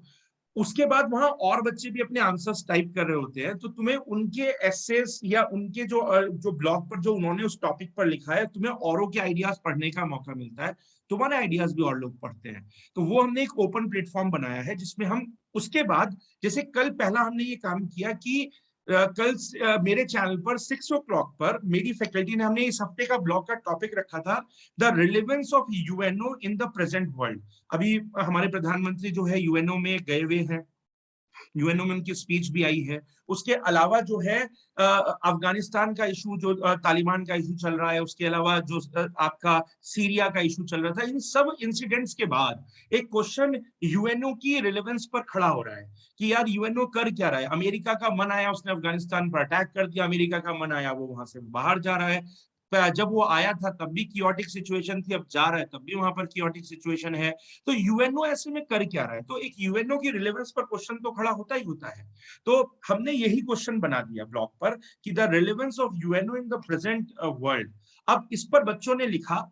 नाउ कल फिर सैटरडे था, सैटरडे को शाम को 6 बजे हमारी फैकल्टी ने पूरा एक हफ्ते में जो भी बच्चों ने लिखा उसको ध्यान में रखते हुए अपना 1 घंटे का सेशन, फ्री सेशन यूट्यूब पर इस टॉपिक पर ले लिया। तो एक तरीका हम ये कर रहे हैं, उससे होगा क्या, जो तुमने लिखा, जो तुम कह रहे हो चेक कैसे होगा, जो तुमने लिखा उसके बाद हफ्ते के एंड में फैकल्टी जो तुमको बता रही है, it's free, it's open, YouTube पर है, तो सबके लिए ओपन है। तो फैकल्टी जो तुमको बता रही है वो तुम्हें वहां से तुम क्रॉस चेक कर सकते हो, यार ये वाले एंगल से मैंने नहीं सोचा था, या ये वाला एंगल मुझसे छूट गया। एक तो ये रही बात।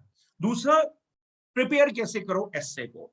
हफ्ते में एक टॉपिक लो, और अभी तुम क्योंकि इंजीनियरिंग कर रहे हो तो मैं एक हफ्ता नहीं कहूंगा, मैं कहूंगा 15 दिन में एक टॉपिक लो।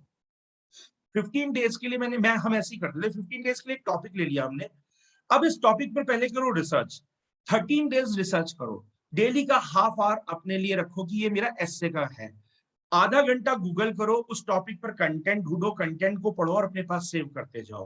हार्ड कॉपी में सेव करो या सॉफ्ट कॉपी में सेव करो, सेव करते जाओ, एक फाइल बना लो, टॉपिक वाइज फाइल बना लो। उसके बाद 13th डे उसका एक स्ट्रक्चर बनाओ, क्या क्या मुझे उसमें से कंटेंट निकालना है। 15th डे पर उसको आंसर को लिखो, उसको अपना लिखो, ठीक है। उसके बाद उसे अपनी उस टॉपिक की फाइल में डाल दो। आगे जब तुम न्यूज़पेपर पढ़ोगे, मैगजीन पढ़ोगे, तुम्हें उस टॉपिक से रिलेटेड और चीजें मिलती जाएंगी। तुम्हें लगे यार ये वाली चीज तो मैं अपने उस वाले हिस्से में ऐड कर सकता हूँ, तुम्हारी फाइल बनी हुई होगी तो तुम उस फाइल में जाकर के उस चीज को वहां पर ऐड कर दोगे। जब तुम एग्जाम देने जाओगे तब तक तुम्हारा हर एस्से बहुत रिच हो चुका होगा, अपने आप रिच हो जाएगा। और तुम आगे जब तुमने लिख रखा होगा ना, तो उस टॉपिक पर जब तुम आगे कुछ पढ़ोगे तो तुम खुद ही कंपेयर करने लगोगे। नाउ एस्से में चाहिए क्या भाई, मुझे जो चाहिए होता है एज ए इन्विजिलेटर एस्से, मुझे चाहिए होता है मजा। बहुत सारे लोग तुम्हें बहुत कुछ बताएंगे, यार बोरिंग पिक्चर चाहे कितनी अच्छी हो किसी को पसंद नहीं आती है। 10 पेजेस पढ़ने हैं तुम्हें, इन्विजिलेटर को 10 पेजेस तक ले जाना है ना, फर्स्ट पेज से 10वें पेज तक खींचना है। फर्स्ट तुम्हें उसमें कुछ ना कुछ मसाला डालना होगा, यार मसालेदार मूवी ही अच्छी लगती है, डॉक्यूमेंट्रीज हमेशा फेल होती है चाहे कितना ही कुछ हो, सीधी सी बात है। अब मसाला कैसे आएगा, यानी कि उसमें प्रॉब्लम्स भी होनी चाहिए, उसके अंदर करंट सिनेरियो में क्या उस पर चल रहा है वो बातें भी होनी चाहिए, लिखने की शैली भी मजेदार होनी चाहिए, वो हिस्टोरिकल बैकग्राउंड से भी कनेक्ट होना चाहिए, और सबसे इंपॉर्टेंट उसमें सॉल्यूशंस होने चाहिए। एक बात समझ लीजिए, आप लोगों को यूपीएससी आईएएस नहीं बनाती है, यूपीएससी भीड़ में से आईएएस खोजती है। आईएएस आपको बनना है। अगर आप अपने आंसर्स में, एसेज में केवल प्रॉब्लम्स बताते हैं तो वो काम तो जर्नलिस्ट भी करते हैं, तो फिर जर्नलिस्ट को क्यों ना बना दें यार आईएएस। आपको आईएएस बनना है। आईएएस वो है जिसको इन प्रॉब्लम्स के सॉल्यूशंस देने हैं। तो आपके आंसर्स में और एसे में या कहीं पर भी सॉल्यूशन पार्ट बड़ा होना चाहिए। जनरली हमारे आंसर्स और एसेज में प्रॉब्लम पार्ट बड़ा होता है और सॉल्यूशन पार्ट या तो होता नहीं, होती तो उसमें एक लाइन होती है, 2 लाइन लिख देते हैं, काम हो जाता है, दैट्स इट। यार तुम सॉल्यूशन नहीं दे रहे हो तो तुम्हें क्यों लें? तुम्हारे अंदर वो कौन सा एक्स फैक्टर है जिसलिए तुमको बाहर निकाला जाए? तो बहुत इंपॉर्टेंट है कि अपने उस एक्स फैक्टर पर काम करो और अपने एसेज में और अपने आंसर्स में उस एक्स फैक्टर को डालो। वो बहुत जरूरी है, उस पर काम करो। उसमें कविताएं भी डालो, अगर उससे रिलेवेंट कोई कविता है, कोई कोट है, उसको मैं कह रहा हूँ ना, उसे गोविंदा की मूवी बनाओ। उसको कोई आर्ट मूवी ओमपुरी की नहीं बनानी है, गोविंदा की मूवी बनानी है। उसमें सब कुछ हो, क्योंकि मुझे नहीं पता किस टाइप का व्यक्ति मेरी कॉपी चेक कर रहा है, तो उसमें हर किसी के लिए कुछ ना कुछ हो जो अपने लिए ले ले कुछ वहां से, उसे मजा आ जाए। बात यह है। ऐसे में लैंग्वेज पे ध्यान रखना है, लैंग्वेज स्टैंडर्ड होनी चाहिए। अब स्टैंडर्ड लैंग्वेज कौन सी है? एनसीईआरटी की लैंग्वेज स्टैंडर्ड लैंग्वेज है। उसमें कोई भी इम्प्योरिटी नहीं होती और सिंपल इतनी होती है कि एक 12th तक का बच्चा आराम से पढ़ के समझ लेता है ना? तो इसलिए लैंग्वेज सिंपल हो बट स्टैंडर्ड हो, उसमें इम्प्योरिटी ना हो, उसका ख्याल रखो। स्ट्रक्चर्ड हो। एसे लिखने में आप सामने एसे का टॉपिक देखते ही नहीं लिखते हो। एसे अगर आपको सपोज 1.5 घंटे में एसे लिखना है, 45 मिनट्स एसे के स्ट्रक्चर पर काम होता है। आप रफ पेज में पूरा स्ट्रक्चर बनाते हो, मैं पहले ये रखूंगा, इसके बाद ये वाला पैराग्राफ में ये बातें कहूंगा, इसके बाद ये पूरा, आप एक ब्लॉक डायग्राम बनाते हो। उस ब्लॉक डायग्राम के अकॉर्डिंगली फिर आप नेक्स्ट 45 मिनट्स में लिखते हो। इसका ख्याल रखना, स्ट्रक्चर्ड होना चाहिए पूरा। Sir, how to strategize for 2023? Sir, when to start optional and when to start test series answer writing? If you are preparing for 23, देखो ऑप्शनल जो है तुम 23 में अक्टूबर में दोगे, तो you should start your optional in the month of June 22. जून 22 में अपना ऑप्शनल स्टार्ट करो। Till June 22 you should cover your GS. In fact GS तो उसके बाद भी तुम्हारा कंटिन्यूअसली चलता रहेगा। 22 में अपना ऑप्शनल को स्टार्ट करना, 22 में, और जनवरी 23 से टेस्ट सीरीज देना। Thank you sir. Sir maths as optional कैसी चॉइस है, कुछ डिस्कस यार करें? मैथ्स एज ऑप्शनल अभी मैं देखूंगा कैसी चॉइस है। मेरा स्टूडेंट है वरुण।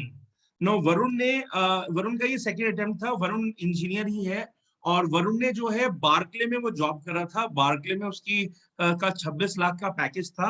26 लाख का पैकेज छोड़ करके उसने पहले साल तो जॉब के साथ ही एग्जाम दिया, तो उसका मेंस नहीं हुआ, प्रीलिम्स तब भी क्लियर हुआ। उसने मैथ्स ऑप्शनल रखा अपना। सेकेंड अटेम्प्ट में अभी उसने बार्कले की जॉब छोड़ दी थी और उसके बाद तैयारी करके फिर से एग्जाम दिया। सेकेंड अटेम्प्ट में उसका इंटरव्यू कॉल इस बार आई है। He gave interview this year, but unfortunately अभी उसका फाइनल सिलेक्शन इस बार कॉल नहीं हुआ, लेकिन हाँ he gave interview, तो वो 1800 में तो आ गया था। ऑप्शनल उसका मैथ्स है। We are waiting for the marksheet. अभी marksheet within 15 to 20 days और 1 मंथ में आ जाएगी, तो तब जो है हमें समझ में आएगा। लेकिन अगर मैं वैसे बताऊं, if you are damn good in maths, if you have interest in maths, you are too good in maths, go for maths. देखो एक चीज समझो, ऑप्शनल के साथ तुम अपना कंप्यूटर चुनते हो। ऑप्शनल के साथ तुम अपना कंप्यूटर चुनते हो। ऑप्शनल जो है ना, अगर हम देखें ऑप्शनल, तुमने सपोज मैथ्स चुना तो तुमने अपना कंप्यूटर चुन लिया। जानते हो कौन तुम्हारा कंप्यूटर है? कोई आईआईटीएन, कोई आईएससी बैंगलोर का बंदा, कोई आईएम का बंदा, वही तुम्हारा कंप्यूटर है। तुमने ऑप्शनल अपना कॉमर्स चुन लिया, तो सीए जितने होंगे सब तुम्हारे कंप्यूटर होंगे। नाउ तुम्हें डिसाइड करना है, are you confident enough to beat an IITian in mathematics? Copy तो यार मेरे पास तो सबकी आनी है ना, ये तुम्हें तय करना है। तुम उतने अच्छे हो, मैथ्स लो, नो डाउट। और अगर if you want to beat some BA और MA student, go for the arts subjects. Sir engineering के बाद डायरेक्ट आईएएस की तैयारी शुरू कर दे या फिर 1-2 साल पहले जॉब करें? एक्सपीरियंस जो आपका। हाँ, ये भी एक अच्छा सवाल है यार। It depends upon your family background, it depends upon your zeal कि तुम एग्जाम के लिए कितने पैशनेट हो। तुम अगर आईएएस के अलावा और किसी में खुशी नहीं रहते, तो फिर जॉब में टाइम क्यों खराब कर रहे हो? फिर तो तुम अपनी तैयारी पे लग जाओ। लेकिन if you want a good life, एक अच्छी लाइफ चाहिए, एक डिसेंट लाइफ चाहिए, तो फिर तो ये है कि 2 साल जॉब कर लो, उसके बाद फिर एग्जाम की तैयारी कर लेना। लेकिन 99% केसेस में लोग जॉब ही करते हैं, फिर उसके बाद तैयारी करते नहीं है। जब एक बार अर्न करने लगते हैं ना, उसे छोड़ना बड़ा मुश्किल हो जाता है। ये वरुण को मैं दाद देता हूँ, इसने छोड़ दिया, वरना बड़ा मुश्किल होता है। सर हाँ सर, आईएएस में ऑप्शनल के साथ और कितने सब्जेक्ट लेने होते हैं? नहीं, बस एक ऑप्शनल सब्जेक्ट होता है, बाकी सब तो कंपलसरी है। मैंने अभी बताया देयर आर 9 पेपर्स, जिसमें से 2 ऑप्शनल, एक ऑप्शनल सब्जेक्ट के 2 पेपर्स होते हैं, 7 आर कंपलसरी पेपर्स।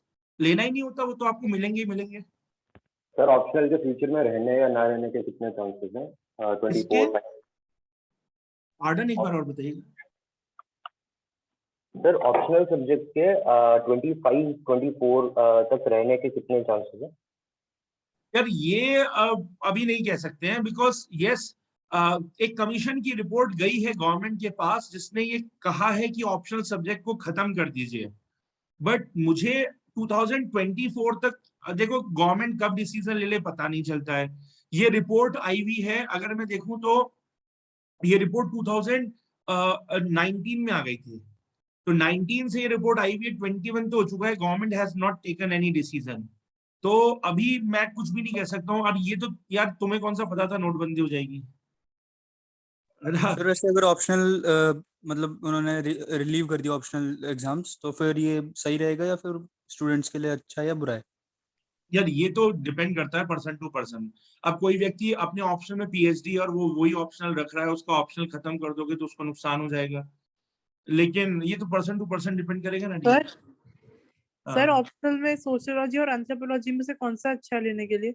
दोनों बहुत मैच करते हैं सब्जेक्ट्स, दोनों बहुत मैच करते हैं। इनफैक्ट जब 2 ऑप्शन लेने होते थे तो सोशियोलॉजी और एंथ्रोपोलॉजी हम साथ साथ नहीं ले सकते थे। पब्लिक एडमिनिस्ट्रेशन, पॉल साइंस साथ साथ नहीं ले सकते थे, तो और मैनेजमेंट और पब्लिक एडमिनिस्ट्रेशन साथ साथ नहीं ले सकते थे। तो एंथ्रोपोलॉजी और सोशियोलॉजी में, लेकिन आजकल थोड़ा एंथ्रोपोलॉजी पर जो शिफ्ट है वो ज्यादा चल रहा है। ये है। सर जो एथिक्स का पेपर बता रहे थे वो जनरल स्टडीज के पेपर में ही आता है? General studies paper 4, there are 4 option, 4 GS paper, 4th paper is ethics. Okay sir. 250 marks का। सर वैसे हम आंसर सर हमें नोट मेकिंग जो होती है वो कब करनी चाहिए एक्चुअली में? नोट्स कब बनानी चाहिए? From the very when you have started your preparation. वो आपके इम्प्रूव होते जाएंगे ना, जैसे जैसे आप आगे बढ़ोगे आप अपने नोट्स को इम्प्रूव करते जाओगे। So but the thing is that first reading में we are not clear like what are we reading and what is important. So in that case क्या करना चाहिए? फर्स्ट रीडिंग में आप कुछ तो अपने लिए इम्पोर्टेंट निकालोगे ना, और वो जब तुम्हारे पास होगा तो तुम्हारे पास ये पता है कि तुम्हें कहाँ से इम्प्रूव करना है। जब तुम कुछ भी नोट नहीं करते हो ना, तो होता क्या है कि जब तुमने सेकंड रीडिंग पढ़ा तो तुम्हें क्या पता कि तुमने पहले क्या कर रखा था। तो वो एक स्टैंडर्ड तो ले आओ ना अपना, एक बेसिक स्टैंडर्ड। अगली बार जब सेकंड रीडिंग में कोई और बुक पढ़ रहे होंगे, कुछ और पढ़ रहे होंगे, तो वहां से उसको इम्प्रोवाइज करना इजी होता है। ये बात है।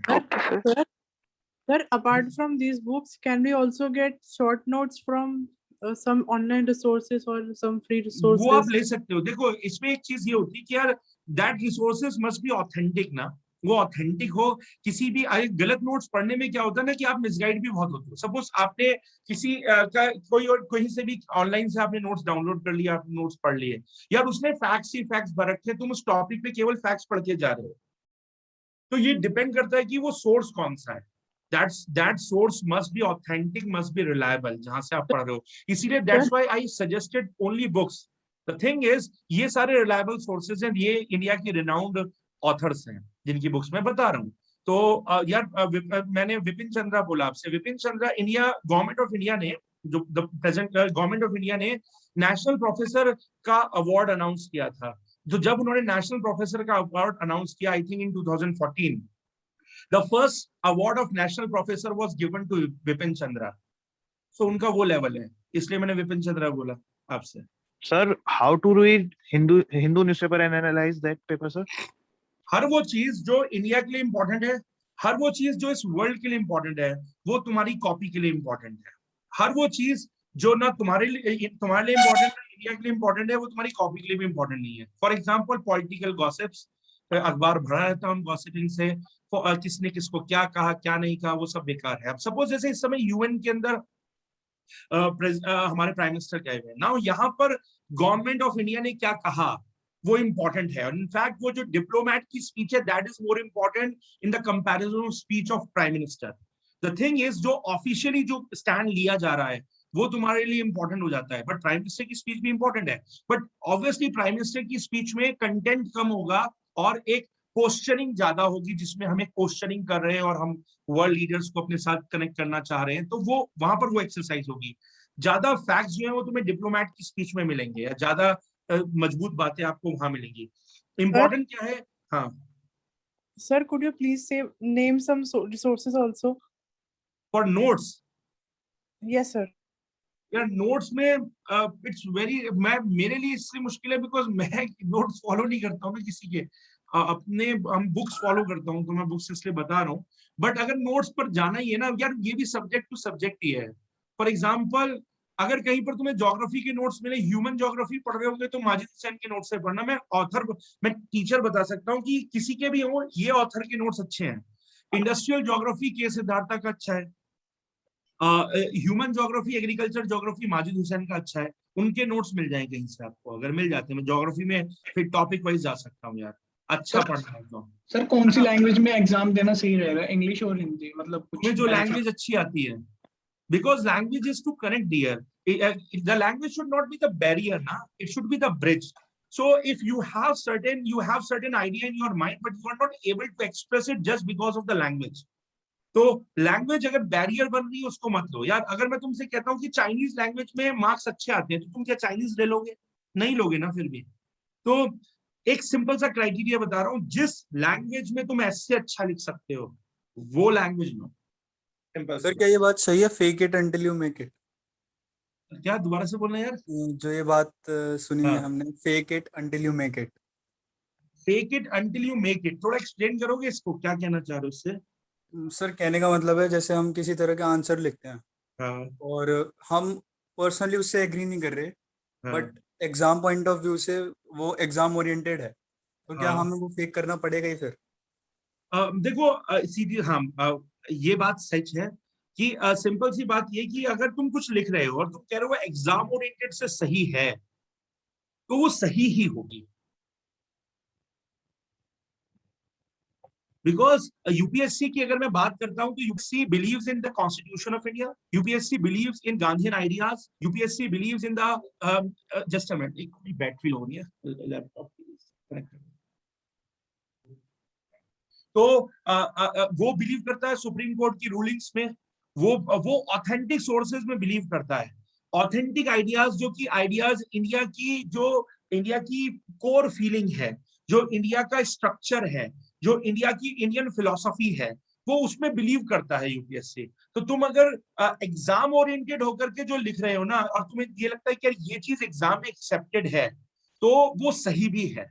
बिकॉज एक भी बंदा, भले ही बहुत सारे ब्यूरोक्रेट्स आगे जाकर के करप्ट हो जाते हो, लेकिन मुझे आज तक एक बंदा नहीं मिला जो करप्शन का सपोर्ट करके यूपीएससी का इंटरव्यू क्रैक कर गया हो। बाद में जाकर के वो भले ही करप्शन कर रहा है खुल करके, लेकिन वो सपोर्ट करके नहीं जा सकता है ना। वो बात कोई भी व्यक्ति चाहे कुछ भी कर रहा हो, लेकिन वो बात सेक्युलरिज्म की करके ही जो है इंडियन यूपीएससी का एग्जाम क्रैक कर पाएगा, बिकॉज इंडियन कॉन्स्टिट्यूशन बिलीव करता है उसमें।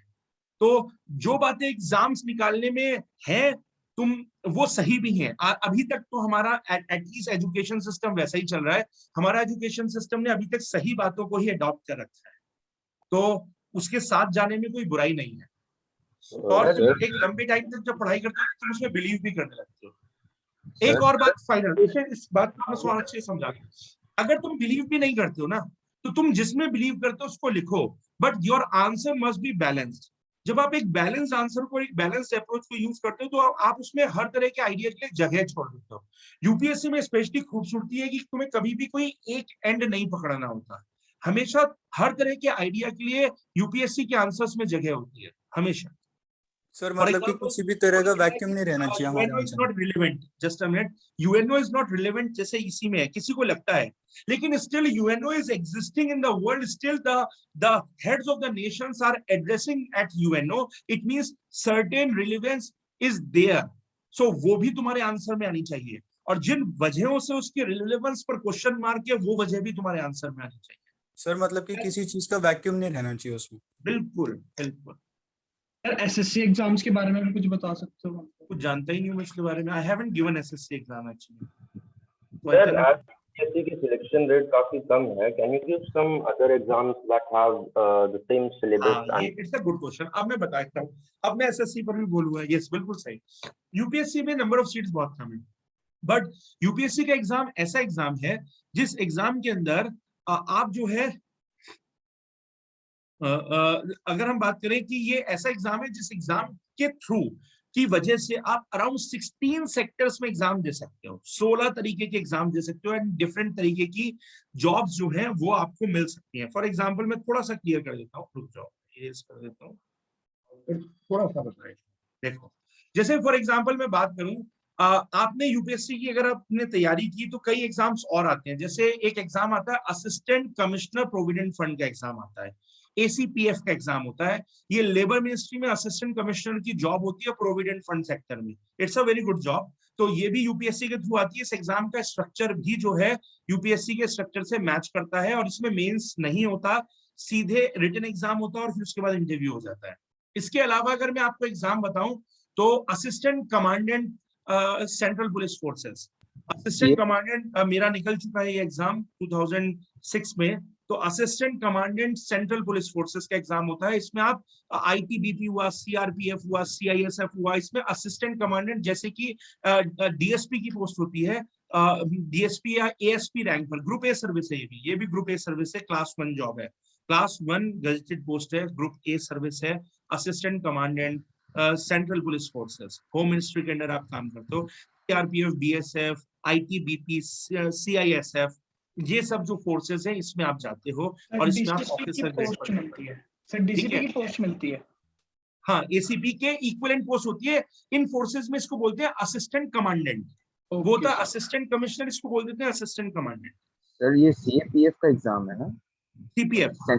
CPF central police forces, assistant commandant central police forces, UPSC conduct कराती है इस एग्जाम को। Sir, could you please list the exams? At the age of 25 you can give this exam. Yes.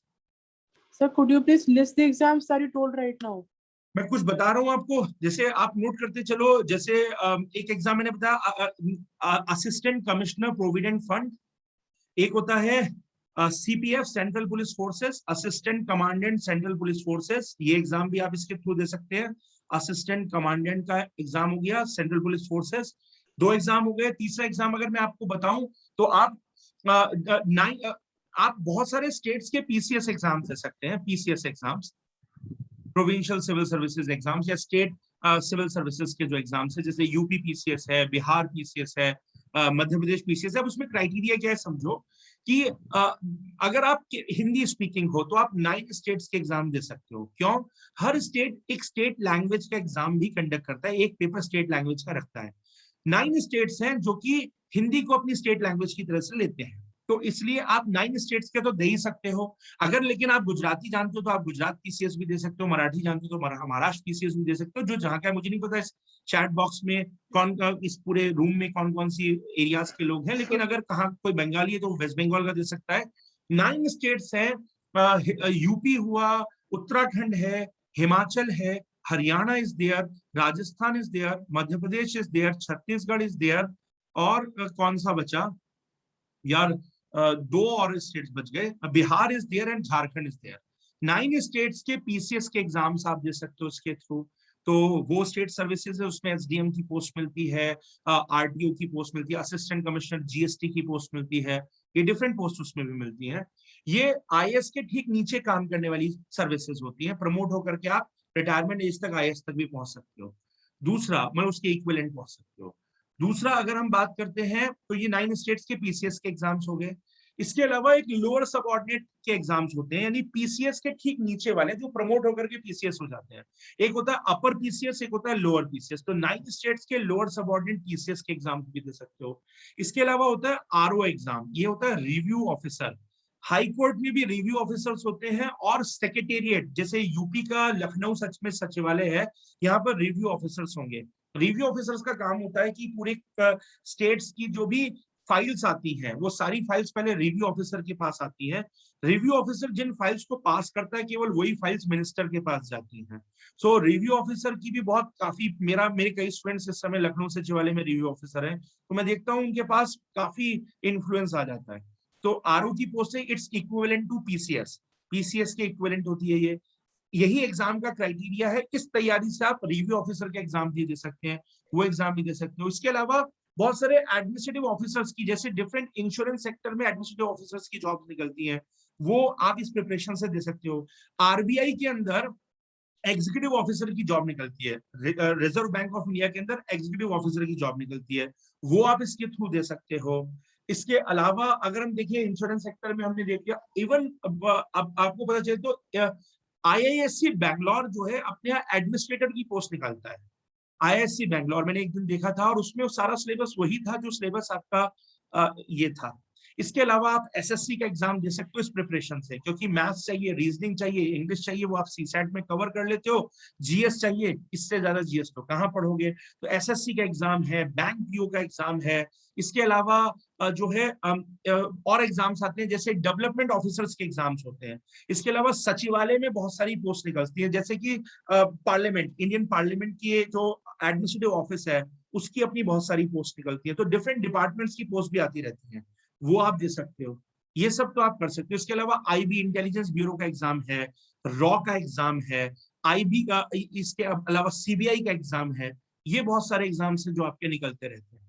तो around 16 to 17 exams है जो आप दे सकते हो। आर्मी में जाना चाहो तो सीडीएस दे सकते हो, इंजीनियरिंग के बाद सीडीएस तो दे सकते हो, तो सीडीएस का एग्जाम दे सकते हो। उसमें भी जीएस आता है। तो ये अगर पढ़ा और इसका जीएस आपने पढ़ा तो आप बहुत सारे सेगमेंट्स में जाते हो। यार अगर अच्छा बच्चा है ना, मैंने यूपीएससी की तैयारी करने वाले अच्छे बच्चे को कभी बर्बाद होते तो नहीं देखा। वो अपने आप को बर्बाद समझता है क्योंकि उसे आईएएस नहीं मिला होता, लेकिन वो अपनी लाइफ में कुछ अच्छा कर रहा होता है। ये बात तो तो इतना पढ़ लेते हैं ना कि कुछ ना कुछ अच्छा कर लेते हैं। सर जो सिविल सर्विसेज का जीएस का पार्ट होता है वो आगे सीडीएस एग्जाम में भी काम आ सकता है। सीडीएस एग्जाम ना? Yes ma'am. हाँ, सीडीएस में तो काम आएगा। सीडीएस में यूपीएससी जीएस कंडक्ट कराती है, जीएस का एक पेपर लेती है। एसएससी एग्जाम को सुना है कि उसका रिजल्ट नहीं आता, मतलब इतनी जल्दी नहीं आता, कभी स्कैम हो जाता, कभी कुछ। इसका एसएससी एग्जाम का? हाँ, एसएससी में ये इशू चल रहा है, बहुत सारा हैशटैग भी चला, ट्विटर पर भी बहुत कुछ चला एसएससी पर, लेकिन इतना चल रहा है। आई होप फ्यूचर में एसएससी को गवर्नमेंट सीरियसली उसको स्ट्रक्चर करेगी। एसएससी में भी इश्यूज तो चल रहे हैं, बट देखो यार एक बात सुनो, जो तुम लोगों के हाथ में नहीं उसको लेकर टेंशन क्यों लेते हो? टेंशन उसकी लो जो तुम कर सकते हो। हाँ जी सर, बट सर मैंने एसएससी एग्जाम की सोचा था कि एसएससी एग्जाम दूंगा फिर उसके बाद प्रमोट होता जाऊंगा। हाँ वो दे सकते हो, नो डाउट वो दे सकते हो। तो सर जब ये विदाउट ग्रेजुएशन हम कौन सा एग्जाम अभी करंटली एड दे सकते हैं सर? दे तो बहुत सकते हो, देना क्यों चाहते हो? 12th के बाद क्लैरिकल एग्जाम दे सकते हो। जब तुम इंजीनियरिंग कर रहे हो तो उससे नीचे की एग्जाम दे सकते हो। सर वैसे यूपीएससी के तो सिर्फ एक ही एग्जाम है जो 12th से पहले देते हैं, एक एनडीए का एग्जाम होता है, बाकी बस तो शायद यूपीएससी का तो वही है। बाकी तो सारे जितने भी एग्जाम्स हैं वो ग्रेजुएशन के बाद ही। यूपीएससी के ग्रेजुएशन के बाद, मैंने तभी बोला ना 12th के बाद केवल क्लैरिकल एग्जाम्स दे सकते हो। Any other question? Last two questions we would like. हाँ सर, मेरा लेक्चर है सर 9 बजे से। कोई क्वेश्चन हो तो बताओ भाई, नहीं तो फिर हम sir number of attempts general category के। हाँ वो मैं आपको बता देता हूँ। देखो जनरल कैटेगरी के लिए अभी नंबर ऑफ अटेम्प्ट्स चल रहे हैं 6, एज चल रही है 21 to 32 ईयर्स। जो ओबीसी है उसके लिए नंबर ऑफ अटेम्प्ट्स चल रहे हैं 9, एज जो चल रही है वो 35 ईयर्स तक चल रही है। SC ST कैटेगरी के लिए नंबर ऑफ अटेम्प्ट्स जो है वो अनलिमिटेड है, एज है 37 years. Sir Indian forest service के लिए भी हाँ मैं समझा देता हूँ। इंडियन फॉरेस्ट सर्विसेज जो है इस एग्जाम की जो प्रीलिम्स होता है वो सिविल सर्विसेज एग्जाम में ही होता है। सिविल सर्विसेज एग्जाम और इंडियन फॉरेस्ट सर्विसेज का एग्जाम का प्रीलिम्स का पेपर कॉमन होता है, लेकिन उसके बाद मेंस के पेपर अलग अलग हो जाते हैं। सिविल सर्विसेज वालों का मेंस अलग होता है और इंडियन फॉरेस्ट सर्विसेज का मेंस अलग होता है। इंडियन फॉरेस्ट सर्विसेज के लिए you have to be from the science background, क्योंकि उसमें जो ऑप्शनल सब्जेक्ट आपको लेना होता है वो साइंस बैकग्राउंड के ही होते हैं सारे। Okay, so thank you, Abhishek, for enlightening our students, and I hope the students enjoyed this lecture. And आपकी कोई क्वेरी हो तो आप मेरे से बात कर सकते हैं। सर हम आपसे कनेक्ट कैसे कर सकते हैं? आप मुझसे कनेक्ट कैसे कर सकते हो, मैं आपको बता देता हूँ। चलिए 1 मिनट में। अगर आप देखें तो मेरी वेबसाइट आपको दिख रही होगी, मेरा फोन नंबर तो है, मेरी वेबसाइट आपको दिख रही होगी। आप इस वेबसाइट से कनेक्ट कर सकते हो। इस वेबसाइट पर ब्लॉग भी है और आप हमारे यूट्यूब चैनल से कनेक्ट कर सकते हो। और टेलीग्राम ग्रुप है मेरा, सिविल एकेडमी IAS नाम से टेलीग्राम ग्रुप है, आप उस टेलीग्राम ग्रुप से भी कनेक्ट कर सकते हो। सिविल एकेडमी IAS, और आप मेरी वेबसाइट से कनेक्ट कर सकते हो। Thank you sir. Thank you sir. Thank you. Thank you. Thank you. I hope sir बच्चों को कुछ फायदा हुआ होगा। हाँ बिल्कुल, मुझे भी बहुत फायदा हुआ, मुझे भी बहुत सारी चीजें पता लगी, और मैं भी I have recorded this meeting, so I will share with other students also, so I hope later reference के लिए वो यूज कर पाएंगे इसको। Thank you very much. Thank you sir, और बेस्ट ऑफ लक सब बच्चों को। Thank you. Thank you, sir. Thank you, sir.